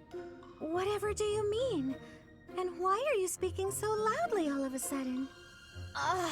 I'll help with the dining hall, but I am not sewing. You want to help? That would be delightful. Everyone asks you for help, and you always say yes, don't you? I suppose. I believe it's important to help where you can. If If you see someone in trouble, you can't leave them, can you? You're too kind, Mercedes. Literally, I can't empathize. I'm sure you can. You and I are very similar in that way. Are you serious? How? We have nothing in common. That may be so, but you thought I was in trouble, and you agreed to help, didn't you? Well, I mean, yes. That's exactly what I do. I'm so happy to have found a kindred spirit. If that's what makes you happy, okay. Kindred spirits. Let's go with that. Now that I've got you at my side, I can take on even more responsibilities. Not a chance.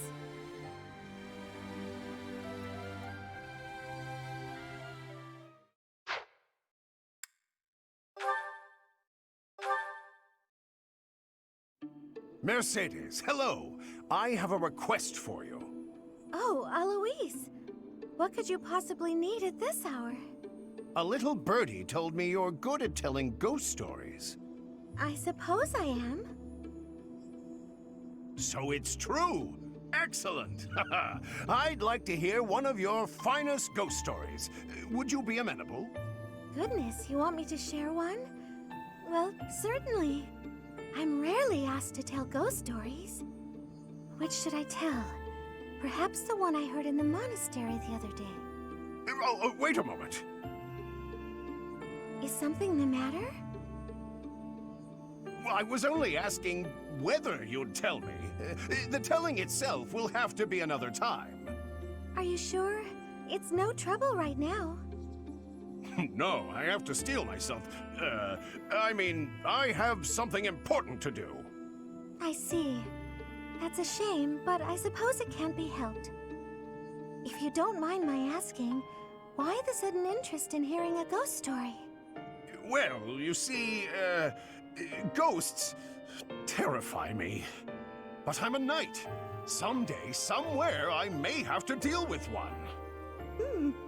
A knight who's afraid of ghosts. Yes, it's quite embarrassing. I'm sorry, I didn't mean to laugh. Even knights can't be stoic toward everything. I'm impressed that you're working so hard to face your fear. Oh, it's nothing, really. I will tell you my scariest ghost story the next chance I get. Oh, it needn't be your very scariest. A moderately scary story will suffice. Thank you for taking the time.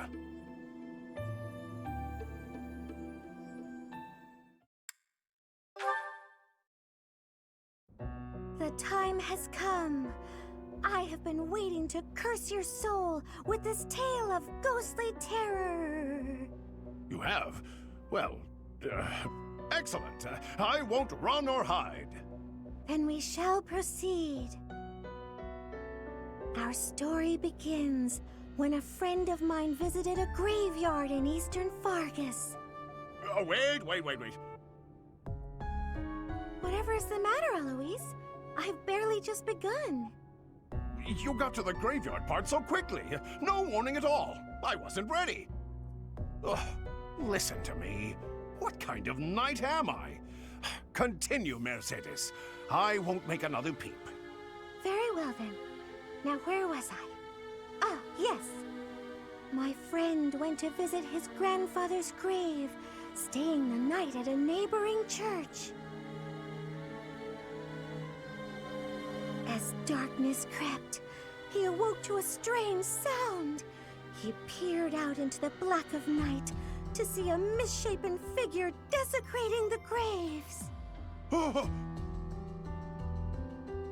He barricaded himself in his room, waiting for the first glimmer of sunlight before fleeing the church. My friend soon learned that the graveyard was built on the ruins of an ancient battlefield. Legend says that the souls of knights who fell during the battle roam freely after dark. He was sure that the misshapen figure he saw was the ghost of a warrior searching for its earthly remains. After his stay at the church, my friend complained of restless nights and an unbearable weight on his chest. His closest friends and family feared a change in his eyes, as though it wasn't him occupying his body. No one knows for certain what happened that night. After years of isolation, his body was found in the very graveyard where it all began. Alois? Did you hear me? I said, in the very graveyard where it all began. Ah! What happened? Is it over? Oh, I blacked out after the part with the misshapen figure. Oh, I'm so pathetic. I'm a knight. I have to be ready to fight anywhere, even in a spooky graveyard. I don't think many battles take place in graveyards in the middle of the night. But I suppose it's important to be prepared, isn't it? Precisely. Please, Mercedes, help me prepare. Of course! I'm happy to share another spooky story next time.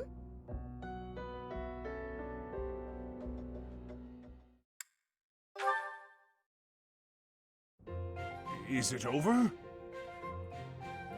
Yes, that's all there is. You listened all the way to the end.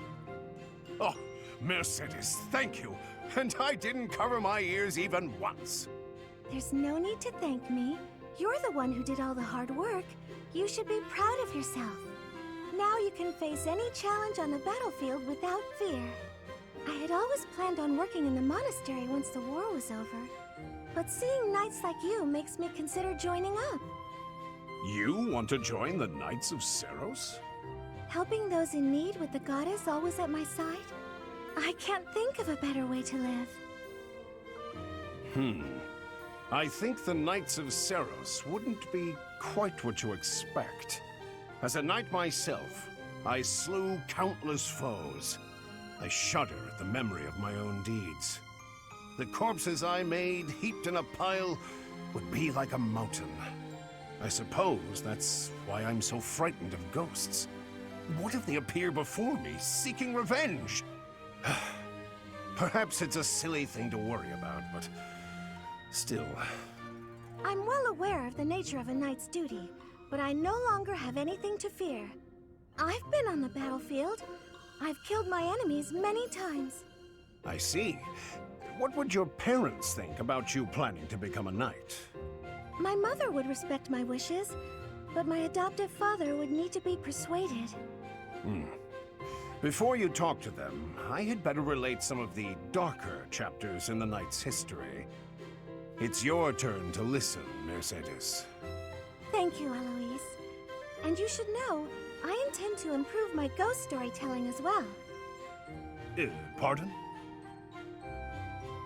If I want to continue helping you, I'll have to seek out much scarier stories to share. Oh, well, you needn't go to any trouble. Nonsense! It's no trouble at all. Besides, we have to help each other the best we can. I suppose that's true. Thank you.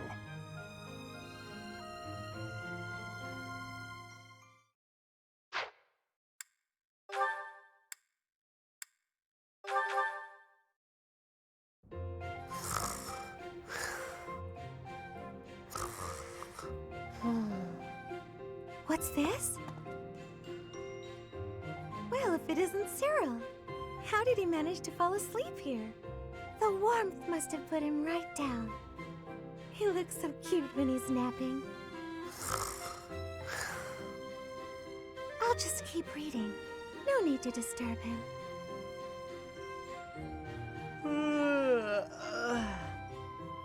Good morning, Cyril. Did you sleep well? What? Where? It's Mercedes. I hope you'll commit my name to memory. Oh, sorry. I know it, but it's hard to say. You're from Elmira, aren't you? I hope you haven't been uncomfortable here at the Academy. Ah, it's great. I eat every day. Were you not eating before you came here? Every couple days, maybe. It was rough. Oh, I'm so sorry to hear that. Are you hungry? You should eat up, to make up for all the meals you missed in the past.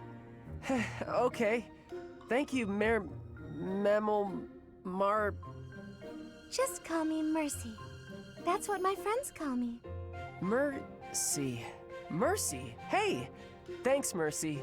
Well, I had a good sleep, but there's work to do now. See ya. It doesn't seem like he has very many friends here. It's troubling, but I probably shouldn't pry.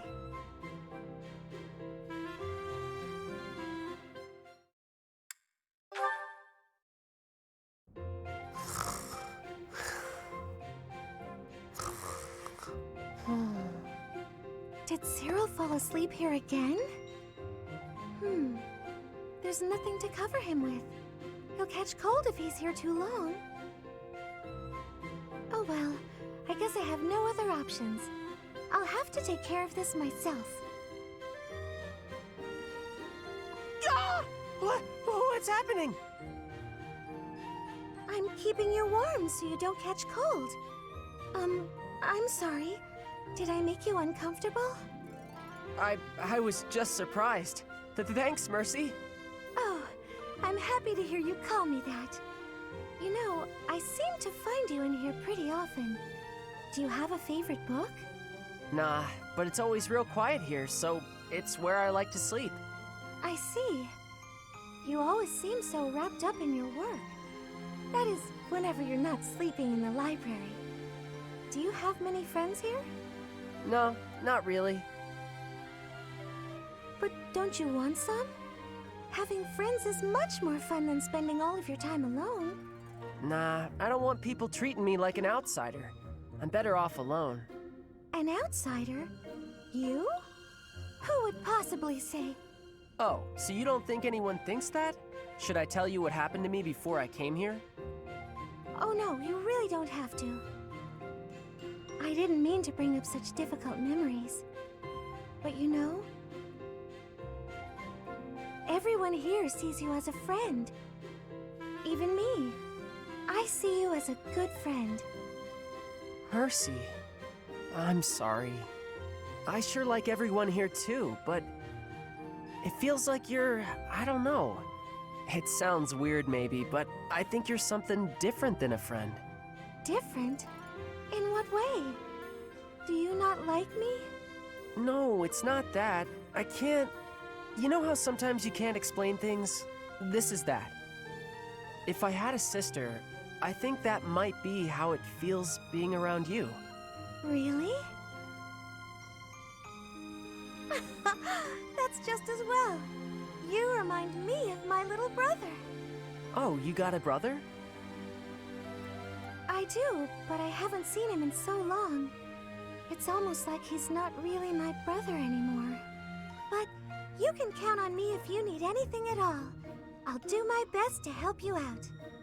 I can count on you for anything? Wow.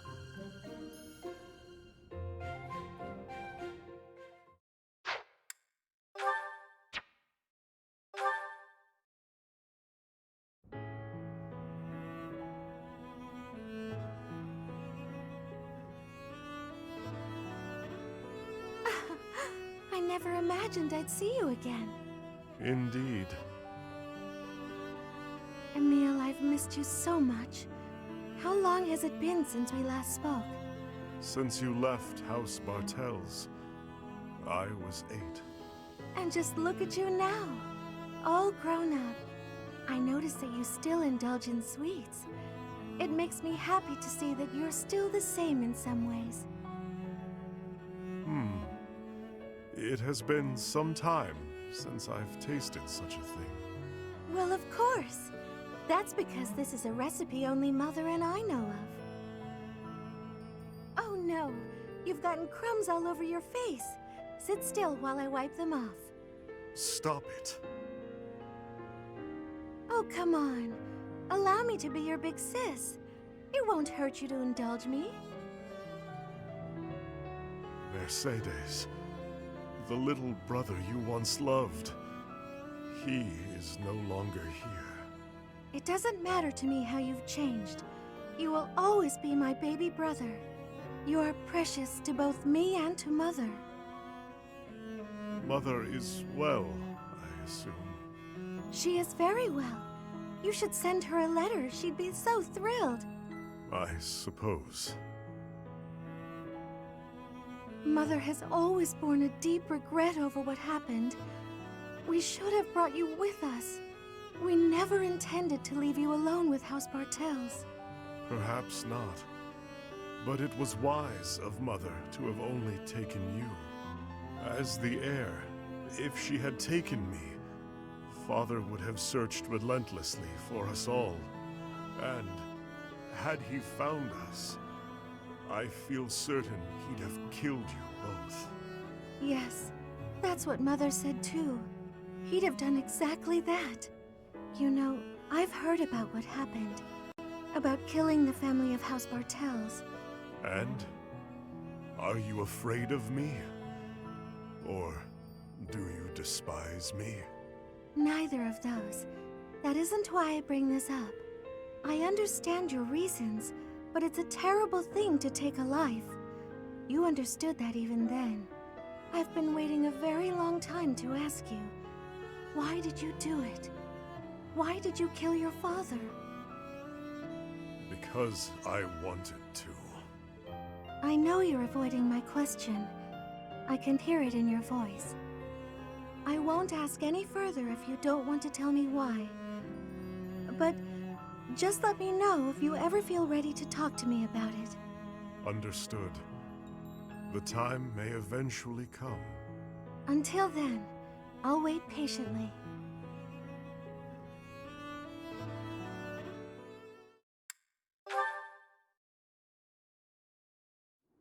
Hello, Emile. The War Council is about to begin. Come on! What's the matter? You're so pale. Have you been injured? Emile?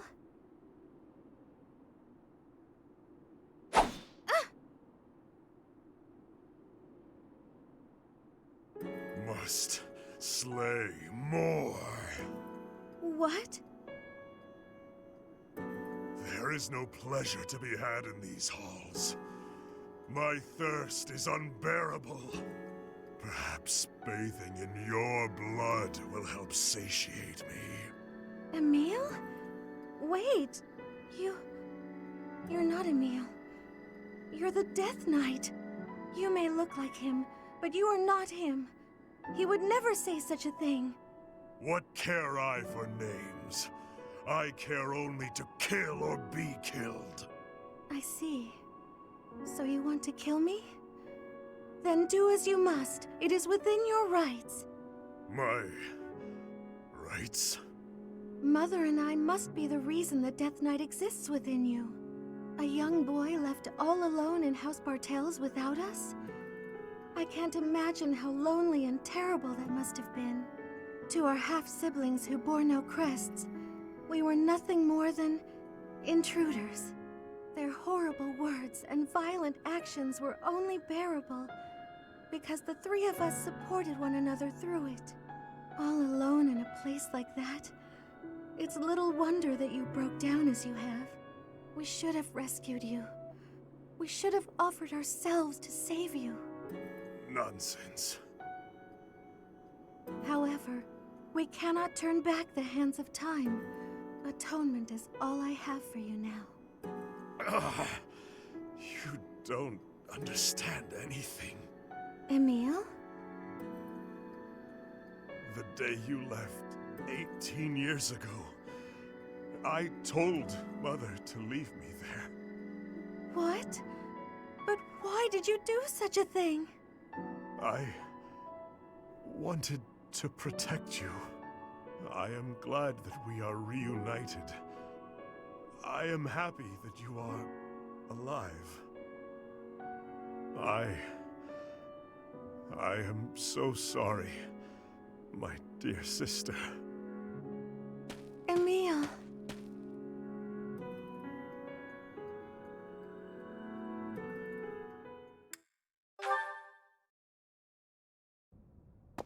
You trust too much, allowing someone who has turned their blade on you to come near.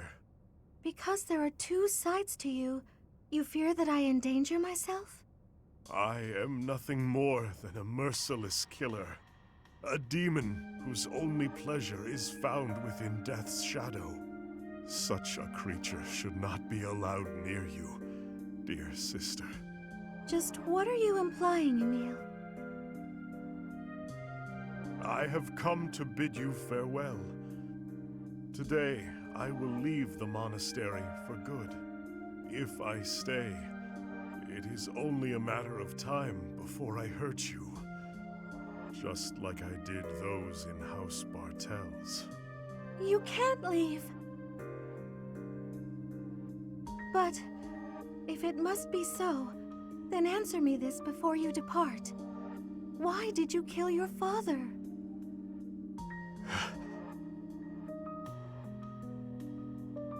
On the day I took his life, Father had just discovered that you and Mother were hiding at a church in the kingdom.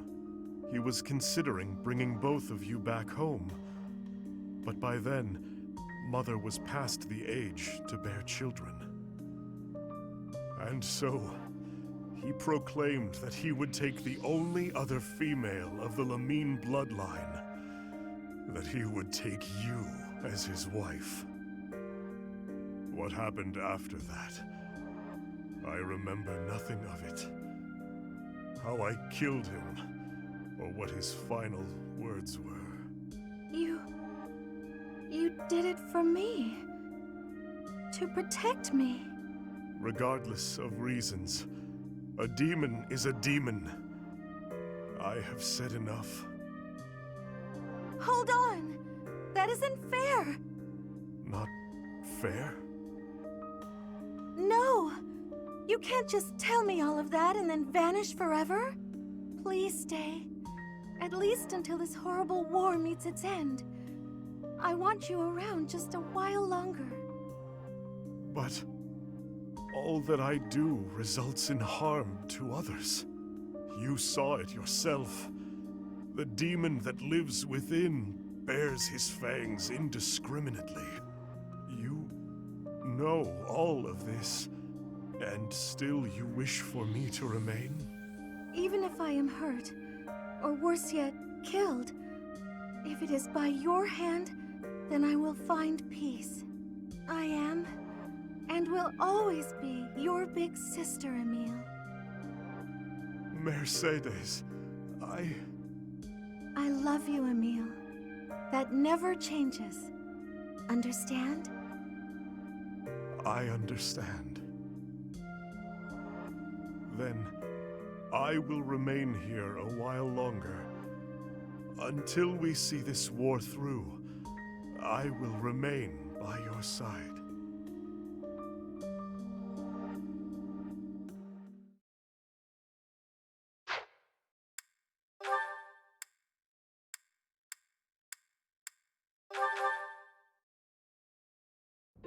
Am I in bed dreaming, or is that you, Mercedes?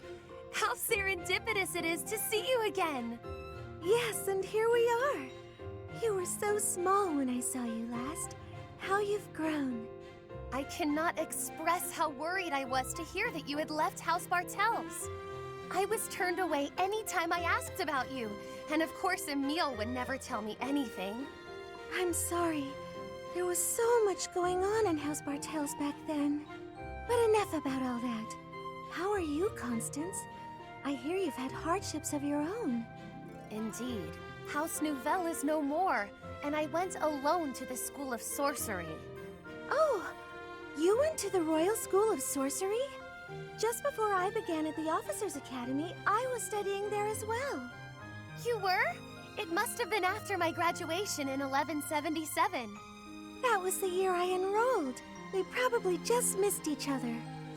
No! You mean to say that if I had stayed a trifle longer, we could have been reunited sooner? It seems so. Ah, dear Constance. When we were little, I thought of you as my little sister. But now that you've grown up, I think our roles might be reversed. I'll be looking up to you now, and maybe even asking for your help sometimes.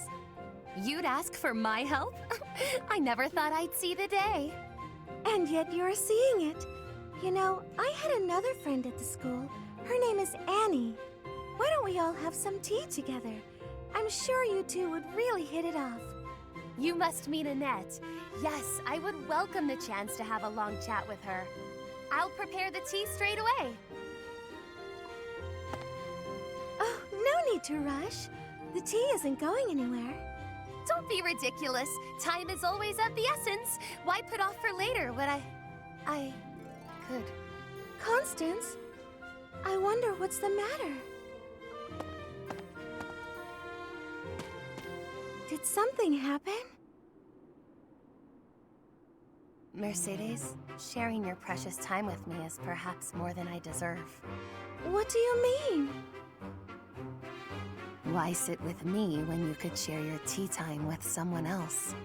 I shall instead stand and serve the tea, though if my presence still proves to be a burden. Goodness, of course it isn't. Are you feeling all right? My feelings are immaterial. Pardon me while I fetch the tea leaves at once. Until a moment ago, everything seemed all right. Why did she change so suddenly? I'll have to ask her what's going on.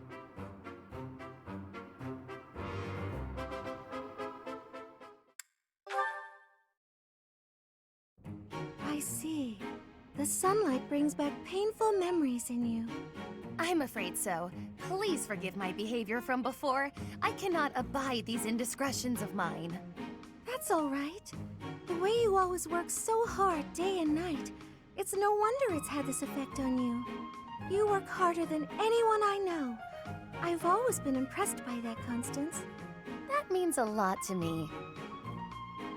You know, at the School of Sorcery there was a professor who specialized in magical cures.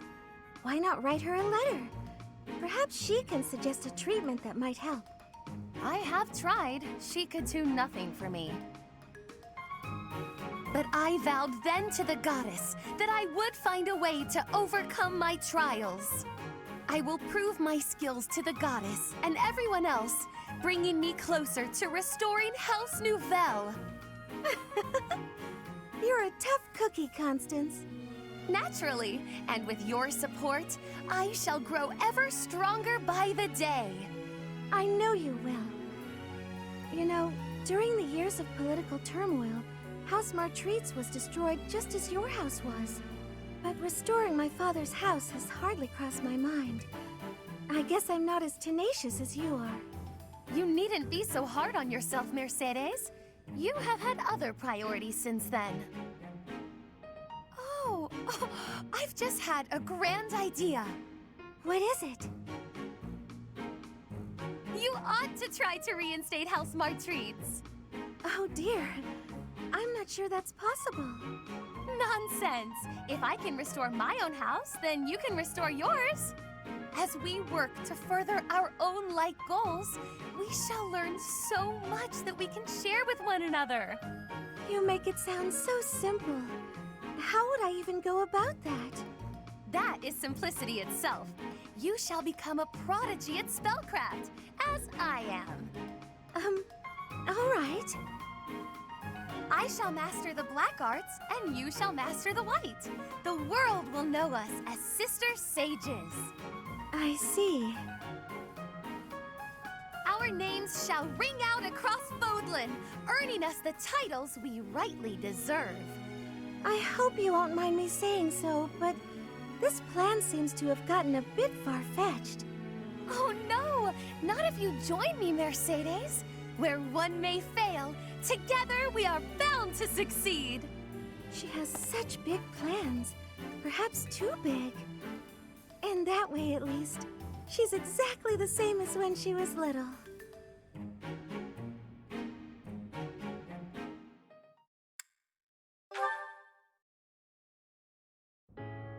What's the use?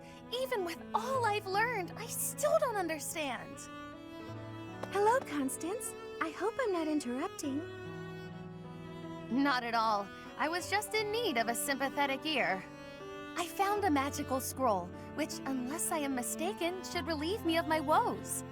Oh, wonderful! Not so fast. The magic within this scroll is a type I have neglected to study. It pains me to admit this, but it may take decades of going back to the basics to grasp it. Decades? That's a long time to spend with your nose buried in an old piece of parchment. Why must the goddess dangle a solution before me, only to cruelly pull it away? There's no need to despair. To tell the truth, I like you just as you are. You do? Why? Those low moods of mine have never done anyone the least bit of good. You're like a little sister to me. Nothing you do will change that, not even a little bit. Really? Of course, you're my sweet Constance, and I like you just as you are. I see. Perhaps my moods are not the great burden I thought they were. Oh, I'm sorry. I didn't mean to pressure you. No matter what decision you make, I support you. I felt no pressure, I assure you. It's more that I feel embarrassed to have been embarrassed. I'd put so much effort into finding a magical means to alleviate myself that it never occurred to me that maybe all I needed was to accept myself. What will you do with the scroll you found? Oh, I'll continue to research it, for research's sake if nothing else, but I may have no need of it. It's not as if these moods of mine have ever hampered my efforts to restore my house. And I am as a sister to you, no matter which face I present, yes? Nothing, no mood, no foe, no obligation, will keep me from honoring my sisterly duty to protect you. We can protect each other. Good. It is settled. Now we can begin the hard work of reclaiming our titles. Absolutely. We'll become sister sages and restore our houses to their former glory. You understand the plan perfectly. If we walk this path together, it can only end in triumph.